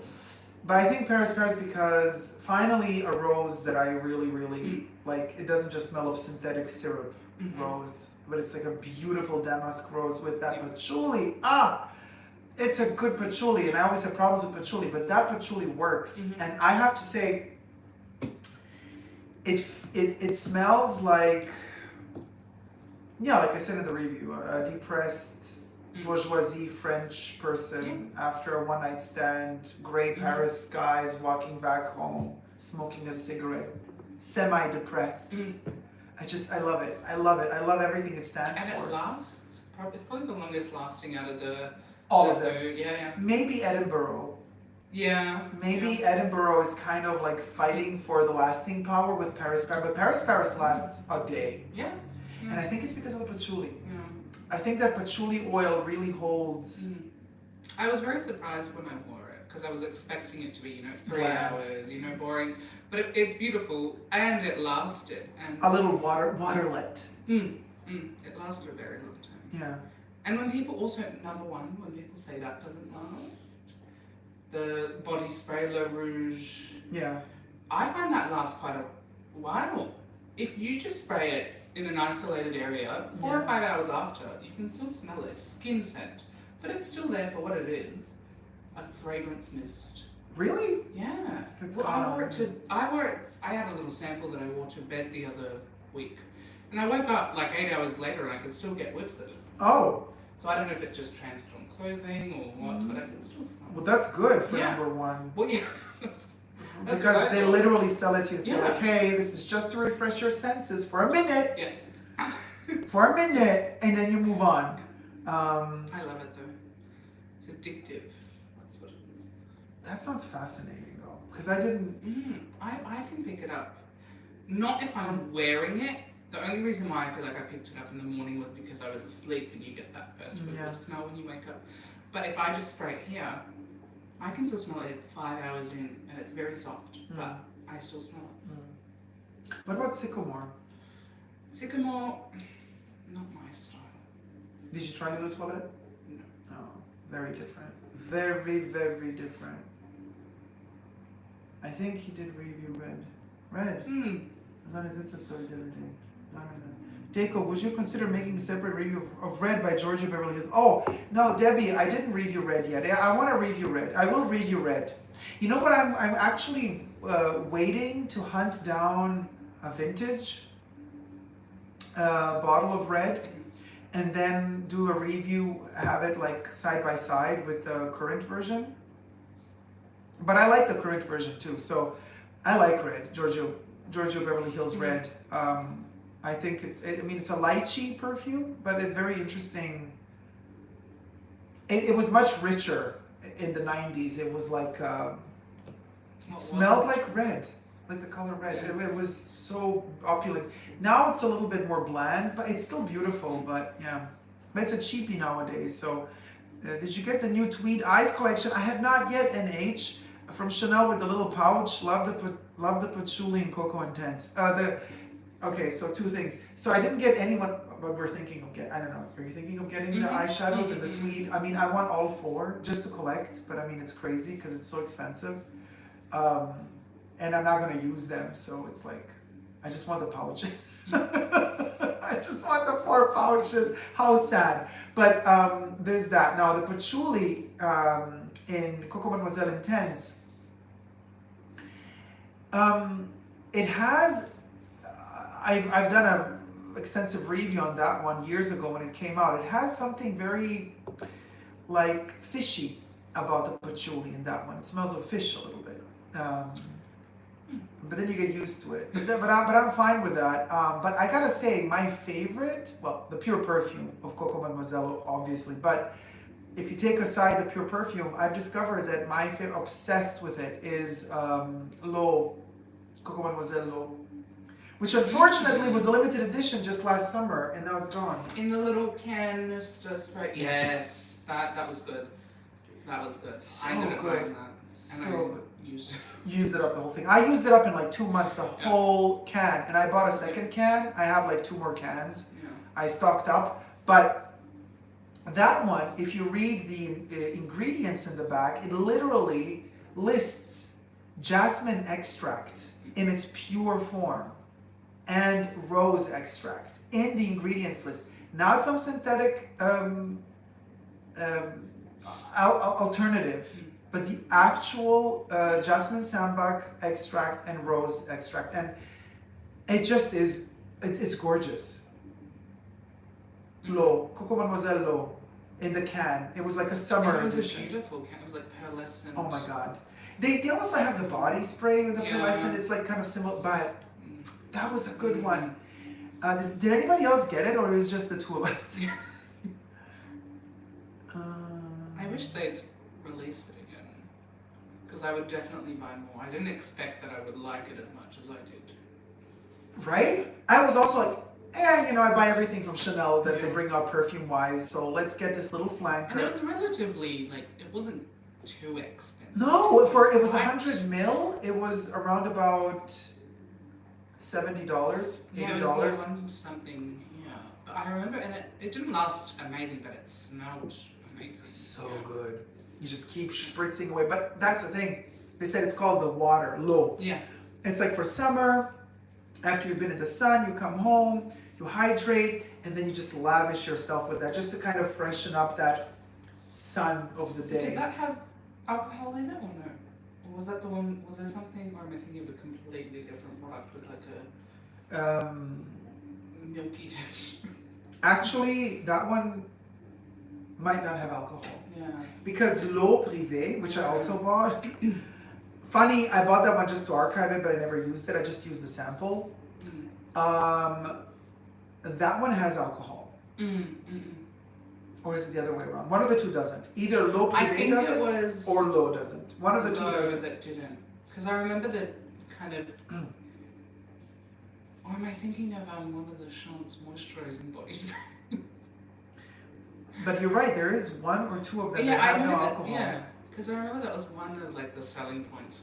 Hey girl ITV, hey girl, how's it going? Yeah, which one was it? You guys, does anybody remember which one of the Coco Mademoiselles doesn't have alcohol? Because I think one of them doesn't. I'm wearing Cristalle for Chanel today, says Audrey. I love Dacob's recalling of this fragrance. Ah, thank you so much, Audrey. Which one are you wearing, EDT or EDP? Or Overt? Do we have Overt here? Oh, no, it's here. You're killing me listening to you while working, having a great time. Ah, Diane, be careful, don't get caught. Do you like the EDP, Cristalle? I know Emilio loves it. Yeah. Emilio like swears by it, like he's like, that's the thing. It's not my cup of tea. I think I can't deal with the melon aspect. Is it the melon? Something about it that turns me off as well. Now I do love it conceptually. Yeah. Um, I've tried to love it. yeah. I've owned bottles in the past, and I just don't go for it. I don't either, but just because I have other perfumes that I prefer more. Yeah. But I think the problem. Okay, so again, same issue that we have whenever what's his face, Jacques Paul does his version of a perfume that Henri Robert did in the past. It's a hit or miss for me. So I gotta say, Cristalle Eau de Toilette is Henri Robert from the 70s. Then Jacques introduces the Eau de Parfum in the 90s. And he did a similar thing with number 19. Now I do like number 19 Eau de Parfum. Although of the number 19 range, my favorite is the Pure Perfume, and then it's the Eau de Toilette. But what he does, and he did that also with 19, which is interesting that you say that you wear the Eau de Parfum if you don't want to be approached, because the Eau de Parfum is, of all of them, the most approachable. Even though it's still not approachable because it's number 19, it's that sophisticated cold bitch, right? But he made, in the 90s, he made them sweeter, nicer, so more approachable. So number 19 Eau de Parfum from the 90s is more approachable. He tried to do the same with Cristalle, but you cannot do the same with Cristalle because Cristalle is, the name says crystal. It's this impenetrable thing. And when he tried to sweeten Cristalle, that's where he messed it up for me. And this is why when I want to wear Cristalle, I go for the Eau de Toilette, because the Eau de Parfum has something in the dry down that starts fighting there's like this fight that happens on my skin between sweet and bitter. And it keeps kind of bouncing between the two, and sometimes I can't deal with that. Like I needed to go either or. Yeah. You know, Cristalle, the OG, the EDT, it goes bitter. It's like that's what it is. You get a bitter chypre. It's an ashtray chypre. It's a dry mofo. The eau de parfum, you get the ashtray, but it's not dry. There's something wet in there. Yes. Right? Yes. It's a damp ashtray. It's damp. Yeah. And it turns moldy. Yeah. Which is conceptually actually fascinating. Yeah. And I love it. I love the eau de parfum. I love it, love it, love it. But I don't wear it often. Almost ever or often. So there's that, you guys. And I think, but also you don't really wear the eau de toilette either. It's not your cup of tea. I don't have it. You should get it before they discontinue it. The Cristalle, yeah, the eau de toilette. Because eau de toilette. You're talking about Overt. No. Overt is another discontinuation problem. I don't think we've had the eau de toilette here for a long time. Oh, really? Yeah. Oh, we should go check. Because in America, it's also like once a year, or twice a year, they restock it and then done. Because if they did, I probably would have gotten it because I've asked before. Because I never, had it. Yeah. And I heard it was discontinued, but I wasn't able to find it. Unless they didn't know what it was. Oh, they told you it's discontinued? Yeah. Oh, no, it's not. I mean, in France, it's still available. Oh, okay. The eau de toilette of Cristalle is still in production, you guys. But in some countries, it doesn't have distribution anymore. So in America, it's almost dead. So I guess Australia, it might be gone. Yeah. I don't know. Does anybody know in the chats if Australia still has it? It's discontinued in the USA. They all are. LOL, says Debbie. Current formulation has a massive melon note, says Audrey, about EDP. My mother used to wear Cristalle EDT. I loved EDT. I bought one of the last 60 ml bottles that they had in my boutique because they said, well, first we're going to discontinue the 60 ml. Now we only have 100 ml, and now they're the 100 ml is lesser and lesser. I have news about the advent calendar. Oh my God, you guys! Patrick is here to drop a bomb. Well, want to spray this, or you don't want to mix it with yours? I want to mix it. Go for it. Hey guys, We're sadly, celebrating Coco's birthday. Go for it. sadly, no news about the new advent calendar, but there's news about the old advent calendar. It has been nominated for the UK Packaging Award 2022, and it has just been shortlisted. So they are nominated as the Innovation of the Year. Chanel No. 5 Advent Calendar. Oh, by Knoll Printing and Packaging. But also, they're running against the Knoll Ecoform Molded Pulp Chanel No. 5 Clamshell. So they're kind of nominated against each other. Okay, so how much did Bruno Pavlovsky have to pay to get nominated for this? Allegedly. And there's going to be a big award ceremony on Wednesday, the 19th of October, in the Governor's House in London. Audrey, Rich Mitch, all of y'all, all of you, Jack, everybody who's in Great Britain, pack up, go to London, go to the award ceremony, bring your banners, say it's a travesty. And we should all go. Meet and greet, Fashion Bunker meet and greet in London at the Governor's Ball. No, the UK Packaging Award. The UK Packaging Award. You guys, if Chanel wins for best it's biodegradable biodegradable pulp. No. They're nominated for 2 awards. Yeah. This is terrible because this is going to make Bruno say, you see, I was telling you, everybody, I was going to apologize for the expensive piece of little something that we sold, but I also said in my apology that most customers do not understand the beauty of this product, and now you see, we nominated for 2 awards. The only awards they should be nominated for is the biggest ripoff and joke of 2022. I doubt it. You're funny, Dacob. Wait, what? Biodegradable pulp?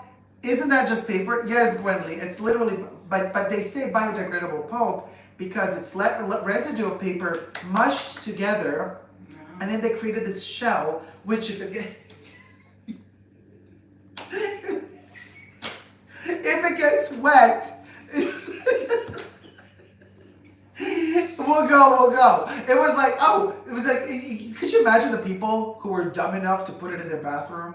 The big clamshell, no. and then when they take a shower, it gets humid, and then like you come in and like, honey, what's that? What's that toilet paper? What's that bunch of toilet paper in the corner? And I'm like, oh, that's the number 5 bottle. Biodegradable pulp. Don't get that shit humid. Oh my, your French accent is spot on. I feel like I'm at work. Thank you, Karine.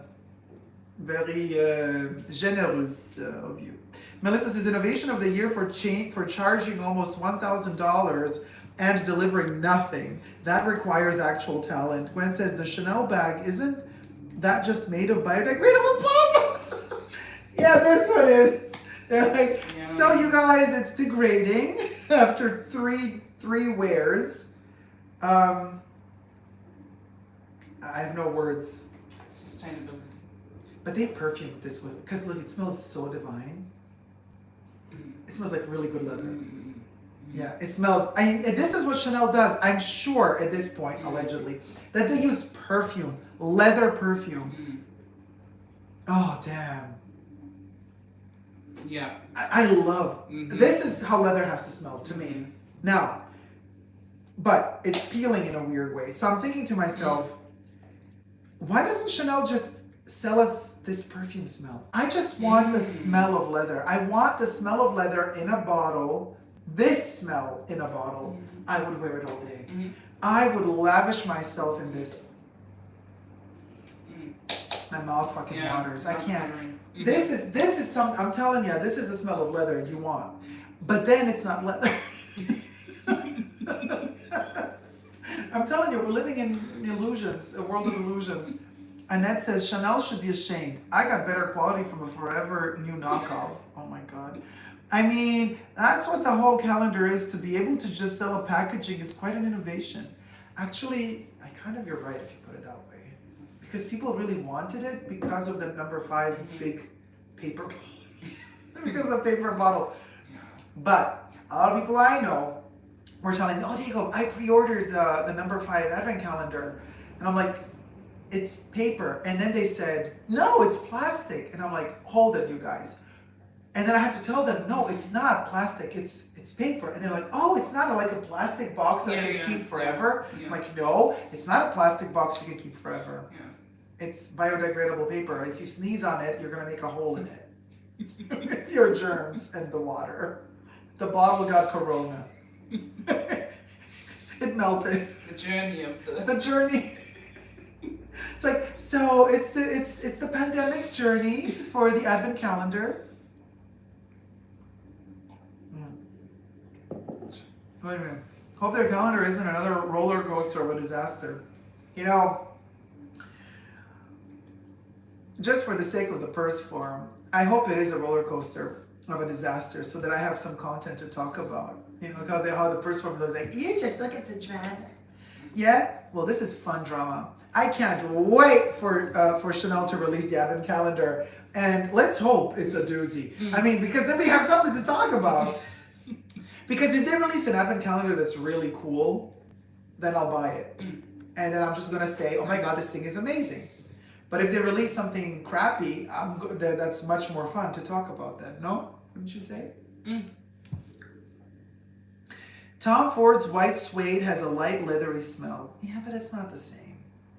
It's not the same. We're talking real leather. This is Chanel's Decade. This isn't Chanel's Decade. Oh, Debbie, you're right about that. Hope their calendar isn't another roller coaster. Do you think the Chanel 22 is also made of biodegradable material? Well, if it's leather, it would be biodegradable if it were real leather. Because real leather is biological, right? But we don't know if it's real leather. I mean, that's what the whole calendar is. To be able to just sell a packaging is quite an innovation. Chanel should be ashamed. I'm sorry, I read all that one. So we're through all of the chats, I think. Innovation of the year for charging almost 1K. We read that one too. So last thoughts, you guys, before we kind of get some food, because we're kind of starving slowly but surely. Last thoughts for Coco's birthday, you guys. First of all, I want to say thank you all so much for tuning in, and thank you so much, Vel, for for accepting to be just like thrown into this unexpected moment with me. It was very unexpected, but it was lots of fun. It was it was cute. It was your first live stream, and also now forever immortalized in the fashion bunker. Have some champagne for us. Oh my love, listen. What do we say? Okay, well, let me also spritz a little, huh? Because you did let me. Oh, 3 is better than 2. So. I mean, we enjoy it, even though she's not. 2 hours later, she's gone. Yeah, she's like, give me the money, and then I'll be gone in 2 minutes. God, I love this one though. Anyway, what do we say about Coco? So, do you remember when is the first time that you actually in your life found out about Coco Chanel? That's a good question, right? Like, when was the first time that you were like, oh my God, who is this? What is this brand? Who is behind this brand? Oh, Coco Chanel, who is she? Let me check her out. It's a very good question. I'm trying to think when my first... It would have probably been as an early teenager, like a textiles class where they would have mentioned famous designers or a history. I don't remember the first encounter. Yeah. But I remember stumbling upon your videos, and that really ignited my interest in Oh, really? Yeah. Oh, so I really? Yeah, so you ignited that interest to know about Coco? Yeah. Oh, that's nice. Yeah. Oh, that's good. Yeah. So that was like literally like what, like 2 years ago? Yeah. 2 years ago, 2.5 years ago. I can't remember. I can't remember. I think I really cannot remember. It's like a fog. I know the first times I saw advertisements for Chanel in Vogue. Yes. I remember that, like the white frame with the black frame inside the white frame, and then the photo in there, and it was always so beautifully framed, and it had like Chanel at the bottom. But I can't remember, for the love of me, when, for the first time in my life, I connected Coco to Chanel. Like the woman to the brand. It must have happened early on, because I now if I think about it, I think, well, always the brand was for me connected to Chanel. But no, in reality, no. First I was confronted with the brand, then I found out about her. But when that happened and how that happened, I can't really remember. I just know this, that one of the first books, actually the first book that I purchased about Chanel was The Allure of Chanel. And now I have it in like 6 editions. Every new edition that comes out, I buy it. You would need to see that exhibition. Melbourne had it from last year. Manifesto. Yes, it was amazing. Yeah. It was amazing. Like, I think I took like so many photos. I don't even. It was awesome. It was amazing, and I wanted to go again before it had finished, but then kind of lost track of things, and I was like, oh, it's April and it's gone. But it's so interesting. Jessie went to see it. She also loved it a lot. And other friends of mine as well went to see it. And this is why I also got the gift. I got that big book, posters from it. But it's coming to Great Britain next year in September. Okay.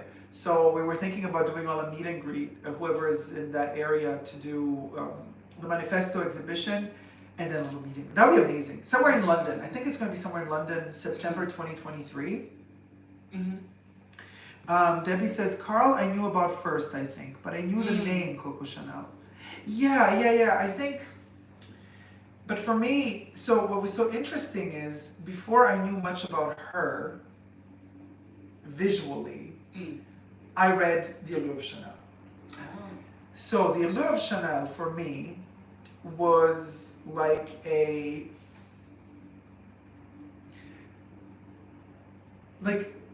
I wanted to know more. I was like, oh my God, what the hell?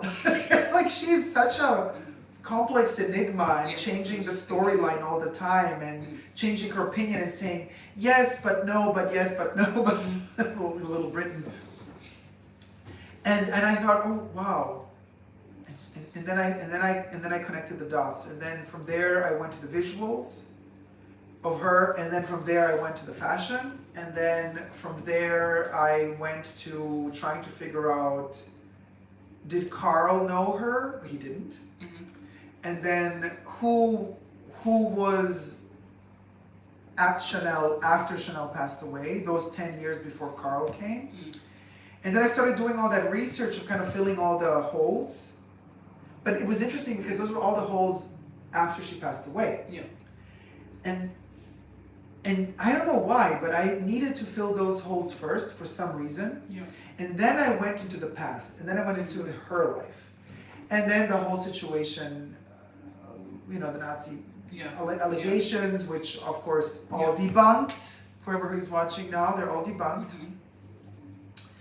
Mm-hmm. And then as I'm doing my research, every year new books come out, and then I kind of purchase all the new books, and then I go into the new research, and then I go all over again, like, oh, there's a new book, let's read this, and then see what this book is taking from the original, like, content, mostly Edmond Charles-Roux, who was a friend of Coco Chanel's. One of her kind of biggest biographers is Edmond Charles-Roux. So Edmond Charles-Roux wrote, like, I don't know, 5 or 10 books on Coco Chanel, and they're always like kind of almost all the same or similar. So all the other biographies take inspiration from Edmond Charles-Roux. And then there's that famous book that came out just a couple of years ago, which is it's listed in my top 5 books to read on Chanel. Video, you could check that out. It's a book where also La Bruni Palace, Coco's niece, is interviewed and gives information about Coco Chanel. And then Justine Picardie, who is the ultimate, I feel, biographer of Chanel, because Justine Picardie also issued kind of a research. She was friends with Carl, so Carl let her sleep in 31 Rue Cambon. She could spend a couple of nights in Coco's apartment to write a part of her chapter of the book. So she felt the spirit of Coco in that place. And then she went to visit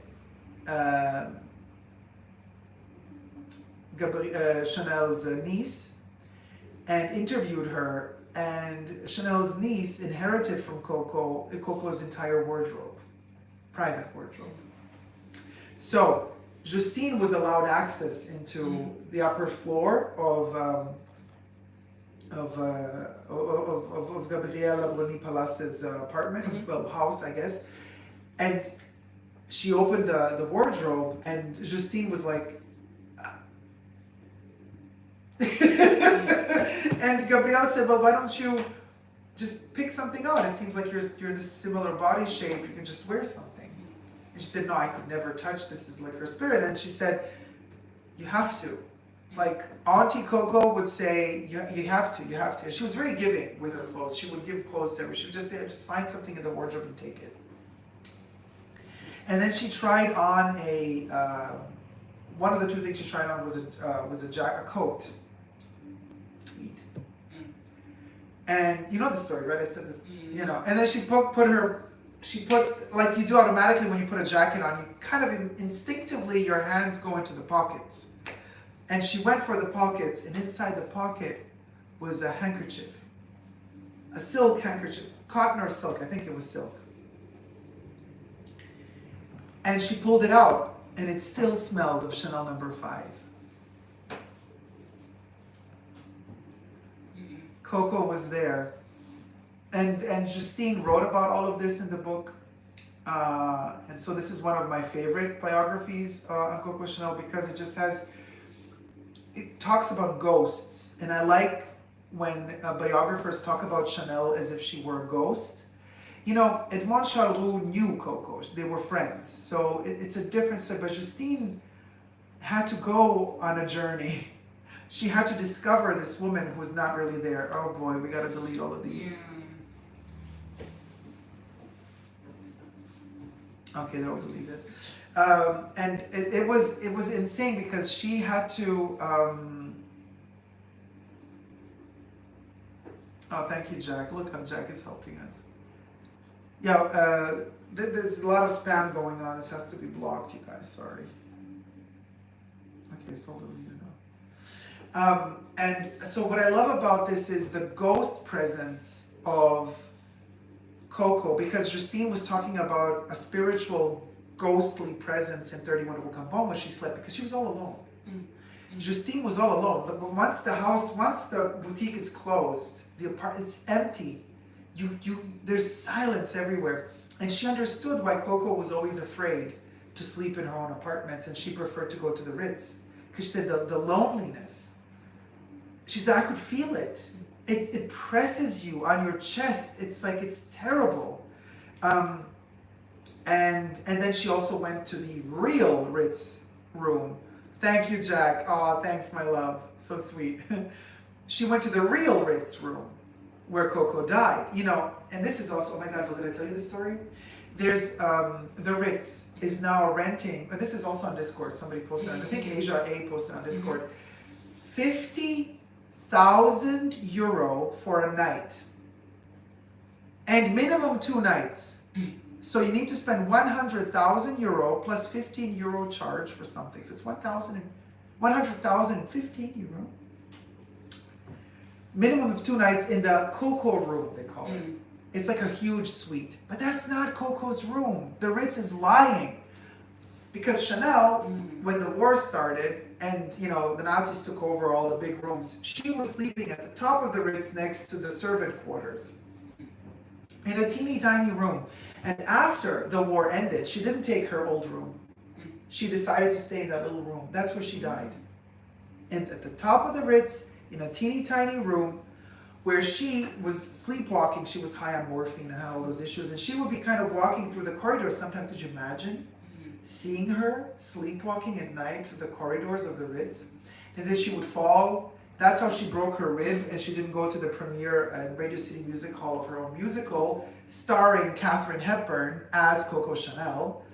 Late 60s. What a life. And she died in the Ritz. In that little room, that the Ritz never wants to tell you what room it was. But Justine Picardie knows. And she talks about that ghost. She talks about the ghost at 31 Rue Cambon.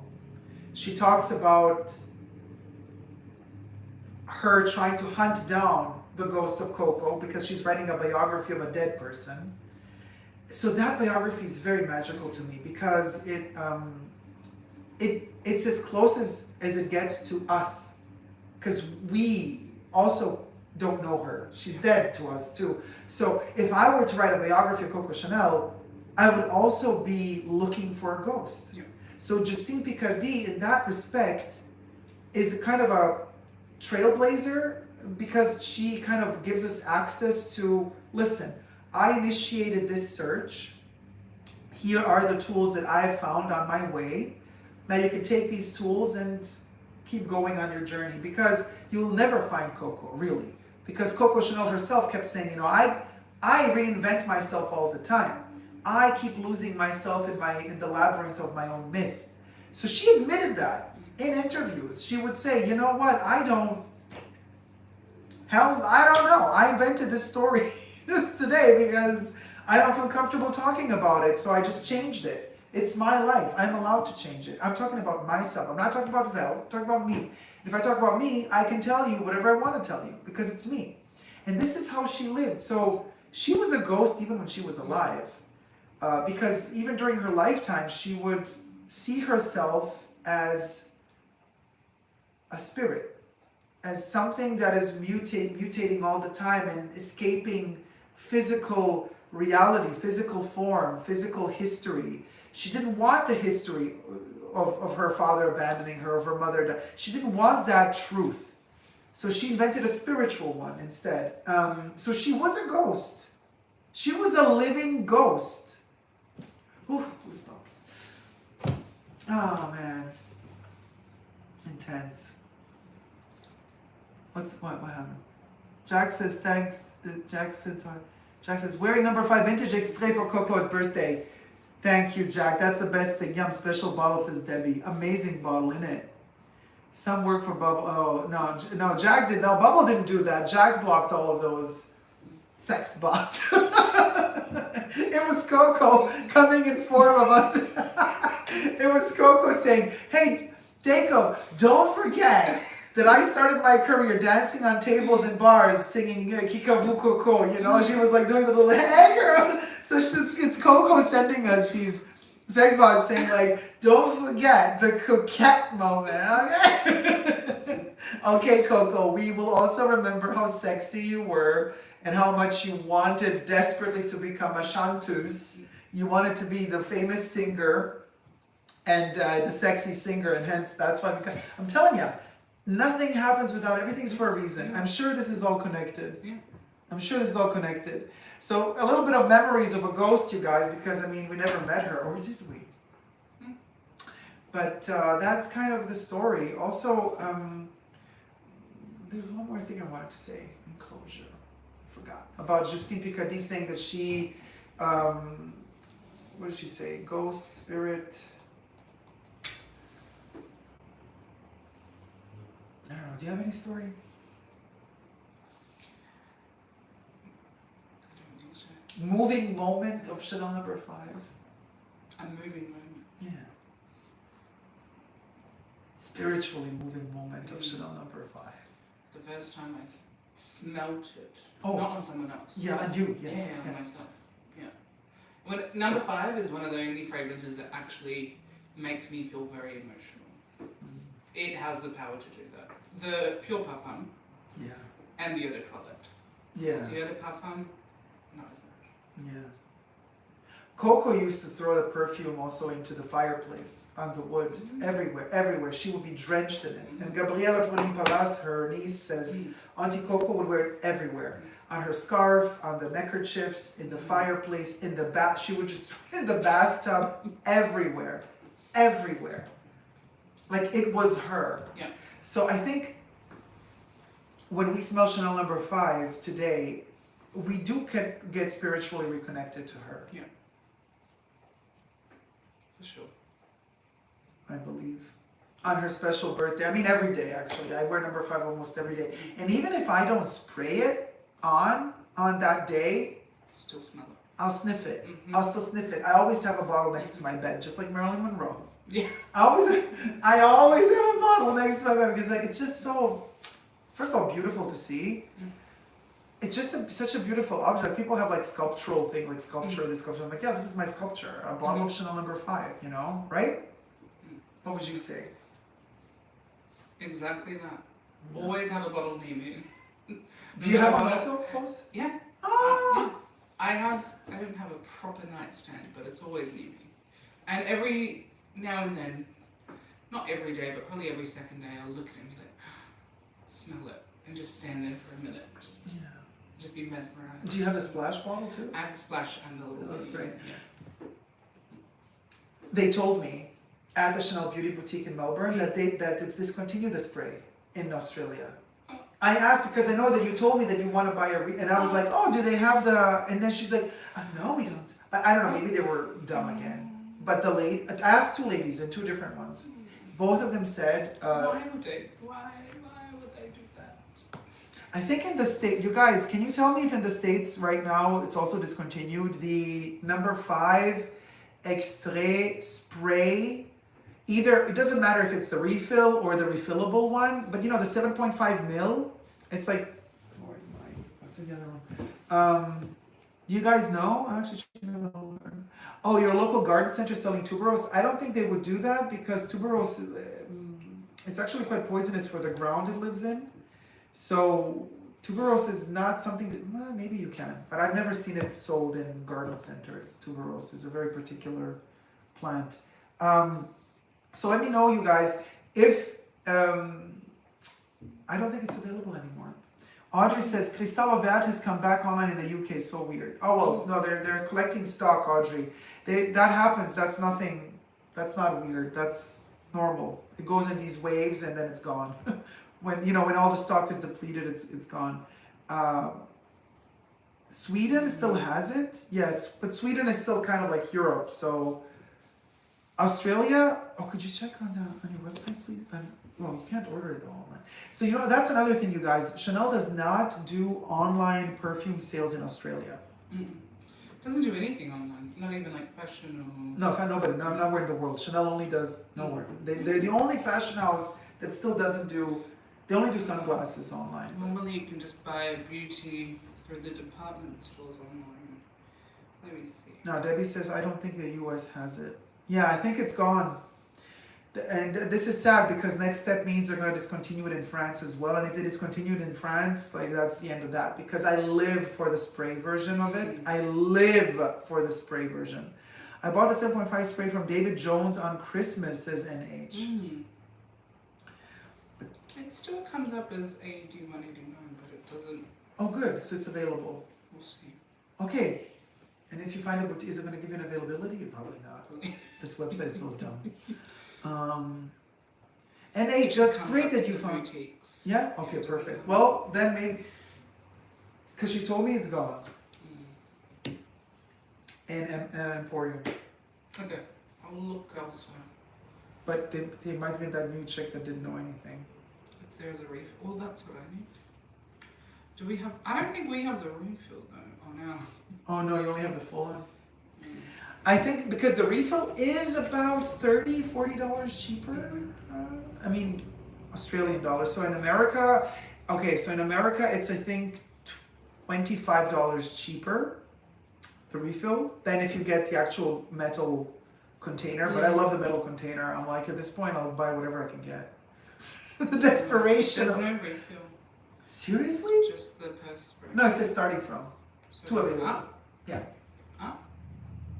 There you go. And it's cheaper, right? How much is it cheaper? So 165. Yeah. Oh. 189. Oh, it's not that much. It's like $14. 65 and 190. Oh, No, no, 75. 25. I'm bad at math. $35 difference. 190 and 165. So 75, 85, or 25. $25. We're so bad at math. I'm worse than Belle, Like by the way. 15. Like I was like, this is cheap as. This is just $5 different. I'm like, Val, no, it's like, I'm like, no, Val, it's like 35. She's like, no, it's 25 actually. None of us got it right. Okay, 25 is doable. Yeah, I don't think 25 is that bad. Especially because in the past, and I have the old version, it's plastic. This one is metal. Yeah. It's like plastic on the inside, but the exterior is metal, and I really love it. So I'm all for it. I mean, even if they just offered the full-on one, I would get it. It's still available in the US, spray and refill both. Oh, good, Patty. That's good to hear. Okay, so everybody still has it. Okay, good. So it's not as good. So what were they telling me? It's still available, I'm sure, but you have to explain when you ask for. Oh boy. Yeah, do you have a Chanel perfume? Yeah, and then give you the eau de parfum. No, I want the extrait. And then they give you the crystal, not the crystal, the glass bottle. Like, no, I want the spray. We don't have the spray. You do. And they give you the 320 ml EDP. Yes, it happened to me. Oh my God, did it happen to you too? It happened to me. I wouldn't doubt it would happen. And you're like, no, it's a refillable pure perfume spray. And they did give me the set of the 3 of the eau de parfum. And I'm like, no, not 3 times 20. I want 1 time 7.5 ml. They're like, that's very small. I'm like, yes, it is very small. I wish you made 35 ml for Chanel number 5 as well, because I would buy the shit. I would buy that. You know how interesting? They advertised Gabrielle on their website. They say this is the first time. Can you look it up, please? It says this is the first time that Chanel offers an extrait. Yeah, I remember you saying this in spray form, and I'm like, why would they say such a thing? Oh my God, it smells so good. Hold on. Here we go. You're not supposed to rub it. I'm just doing this to pop the molecules quicker. For the first time, Chanel presents an extra bottle topped with a spray nozzle. Oh, this is the true because they don't see the size. No, that's fake. The number 5. They're selling a 7.5. For the first time, Chanel presents an extra bottle topped with a spray nozzle for precise application. Why would they lie? Maybe they don't even know. They don't even know. I don't even know that they have a 7.5. No one's caught on to it. They're like, yeah, this is the first time it was so innovative. Award ceremony 2022. The most innovative perfume ever in 2022, you guys. Extra in a spray form. I was like, straight as spray for like Chanel honey, Chanel never. And then they're like, you're actually selling the 7.5 mil extra number 5. We are? Yeah. Since when? Since like forever? That was supposed to be discontinued 20 years ago. We forgot. Oh no, you guys, we forgot to discontinue it. Oh, there you go. And it says, it's still available, I'm sure, but you have to explain when you ask for it. It happens to me. That's why I bought a backup. Well, you guys, I hope you've enjoyed this live stream. It was a lot of fun for us. I hope it was fun for you too. Thank you so much for all the love, for the super chats, for the help, for the questions, for everything, for celebrating Coco's life and her ghost. Val, any last thoughts? Thank you for everyone for being so welcoming and In the fashion bunker. not fighting me. Oh, thank you, Val. Thank you so much. By the way, Val gifted me the bottle of Nikolai's number 1 Intense. So just to be very clear, and I did say this on my channel already, but so when I do the review of number 1 Intense, I will re-mention Val and you were going to know who it is. So there's that. And thanks for showing up, says Debs. Oh, it was so lovely, says Audrey. Vel was amazing. Dacob, your hair looks amazing. Thank you so much. Thank you. And be sure to follow Vel on Instagram. Aldehyde Overdose or Aldehydes. Aldehyde, yeah. Just Aldehyde. Aldehyde overdose. Aldehyde Overdose, all spelled together. That's Vel on Instagram. Interesting being here at night, says Debbie. What do you mean? Oh, well, it's light here now. Yeah, I mean, the night has fallen. It's 7:31 p.m. in Melbourne.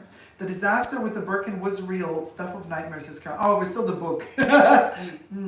Thank you both of you, says Helen French. Thank you so much, Miri. Thank you so much. Hey, Selena. Dacob, your hair looks amazing. Hey, Selena, how's it going? So, you guys, I also would like to thank so much our mods for keeping us safe. Debbie and Jack and Audrey. Thank you guys so much. And Jack, thank you so much for exiting your slumber, your beautiful vampire slumber for us for this special occasion. I know it means a lot to you to also kind of get out of there, but thank you so much. She seems very lovely, meaning you. Me? Oh. And it says, yes, very lovely. Yes, she is. She doesn't just seem it, she is. The disaster again. So you guys, we're going to meet again sooner or later, and definitely, next year. Last year we celebrated Coco's birthday in a live stream. Who would have known last year when I did the live stream on Coco's birthday that this year I would be in Melbourne of all places, that I would meet Vel live, that Vel would be with me on Coco's birthday, so unplanned. You see how life is? It's so unpredictable, it's so amazing. I mean, literally just a year ago we did our Chanel live stream and I didn't know that our movie was going to get accepted at the Melbourne Film Festival. We didn't know where the pandemic was going to go. We were still in lockdowns. I mean, it was all such a mess. And here we are, 1 year later, life just happened. And I've really learned my lesson. Like, they say always, life is what happens while you're busy making plans. So I kind of stopped making a lot of plans and I started just living life. And one of these examples is I was supposed to fly back like 2 weeks ago. I was supposed to fly back 2 weeks ago, and just every time the flight is about to happen, I'm like, I postpone it. Just living life. It's scary. It's super scary because it's like, okay, it's an instinct moment. Like you make a decision in the moment when it happens, but I gotta say, I've never lived like this before. And I've lived before, but like this is a different type of life, and it's so exciting. It's like living on the edge. It's a bit tricky as well because it causes borderline anxiety attacks all the time, and slight depression, because sometimes you feel like you don't belong. Like, oh, should I have really postponed the departure? And now I'm like, maybe I'm not supposed to be here. But then I feel like, well, no, if I postponed it, then I am supposed to still be here. But then you're kind of back and forth with that. And that's a whole other psychological drama. But I realized that making these decisions in the moment is something very healthy. Because you break with that weird norm. Like the world wants to put us into this, okay, you have your job, you gotta work 8 hours a day, you have your 5 days a week, or 6 days a week in some cases. Some people even do 7 days a week actually. Routine that you're locked into, and you're not allowed to, in any way, shape, or form, find your own rhythm. It's like, it's like the system gives you the rhythm, and you gotta abide by that rhythm. Very true. And now I'm realizing, like, well, there's ways of hacking this. There's ways of hacking this, and there's ways of actually being yourself. And I'm like, for the first time in my life, learning to be myself. It's so sad that it took me so long to get to a spot where I start to connect with myself and to allow myself to be myself.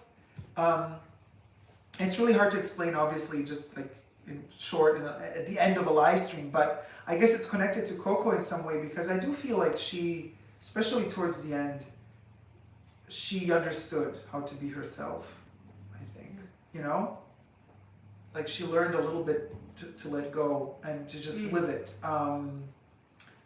Anyway, glad I could make it today. I'm in Singapore and usually miss your live stream when you're back home due to the time difference. Australia welcome you anytime, says NH. Thank you so much. Thank you for celebrating together. You brought sunshine on this gray day, says Melissa. I know the thinking, Dacob. Oh, thanks, Helen. Yeah, I know you guys understand me. You're my people. I know you understand. Wonderful people. Thank you so much. Selena says, oh my God. Oh, better than. It's been a year. Time flies. Yes, Selena, it flies. Coco's last birthday was my first live stream here, says Miri. And look at us now, 1 year later, cuckoo together. Cuckoo for Coco together. Enjoy your tea, says Audrey. So glad to start the day with the live stream. Nice to meet you, Val. And Selena says, never too late to be yourself, but I know the feeling. Enjoy Melbourne, says Flower Girl B2000. Audrey says, beautiful memories are made for you, Dacob. Well, they're for all of us. But we have to let them in, you guys. Do you know what I mean? Sometimes we don't want to let them in. Sometimes we're scared of building memories. Sometimes we're scared of experiences. Sometimes we're just like, you know what? I'd rather not. And that's okay too, but don't overdo it. Don't spend before you know it, 20 years have passed and you were too scared for 20 years straight to make any experience and to have something. Yes, some of them are going to scar you. Sure. But that's part of life too. That's part of life too. And it's a beautiful part of life too, because your scars are your jewels. You carry them like jewelry. Thank you guys so much. Val, my love, thank you for being with us. Thank you for having me. And you guys, never give up on love, and we're going to see you soon. Actually, I'll see you on the weekend. Thank you, my loves. Bye. Well, let me stop it here. I don't know how to do it though. Hold on, you guys. Bella's gonna say goodbye while I try. I'm still here. Okay, we're ending it. Bye.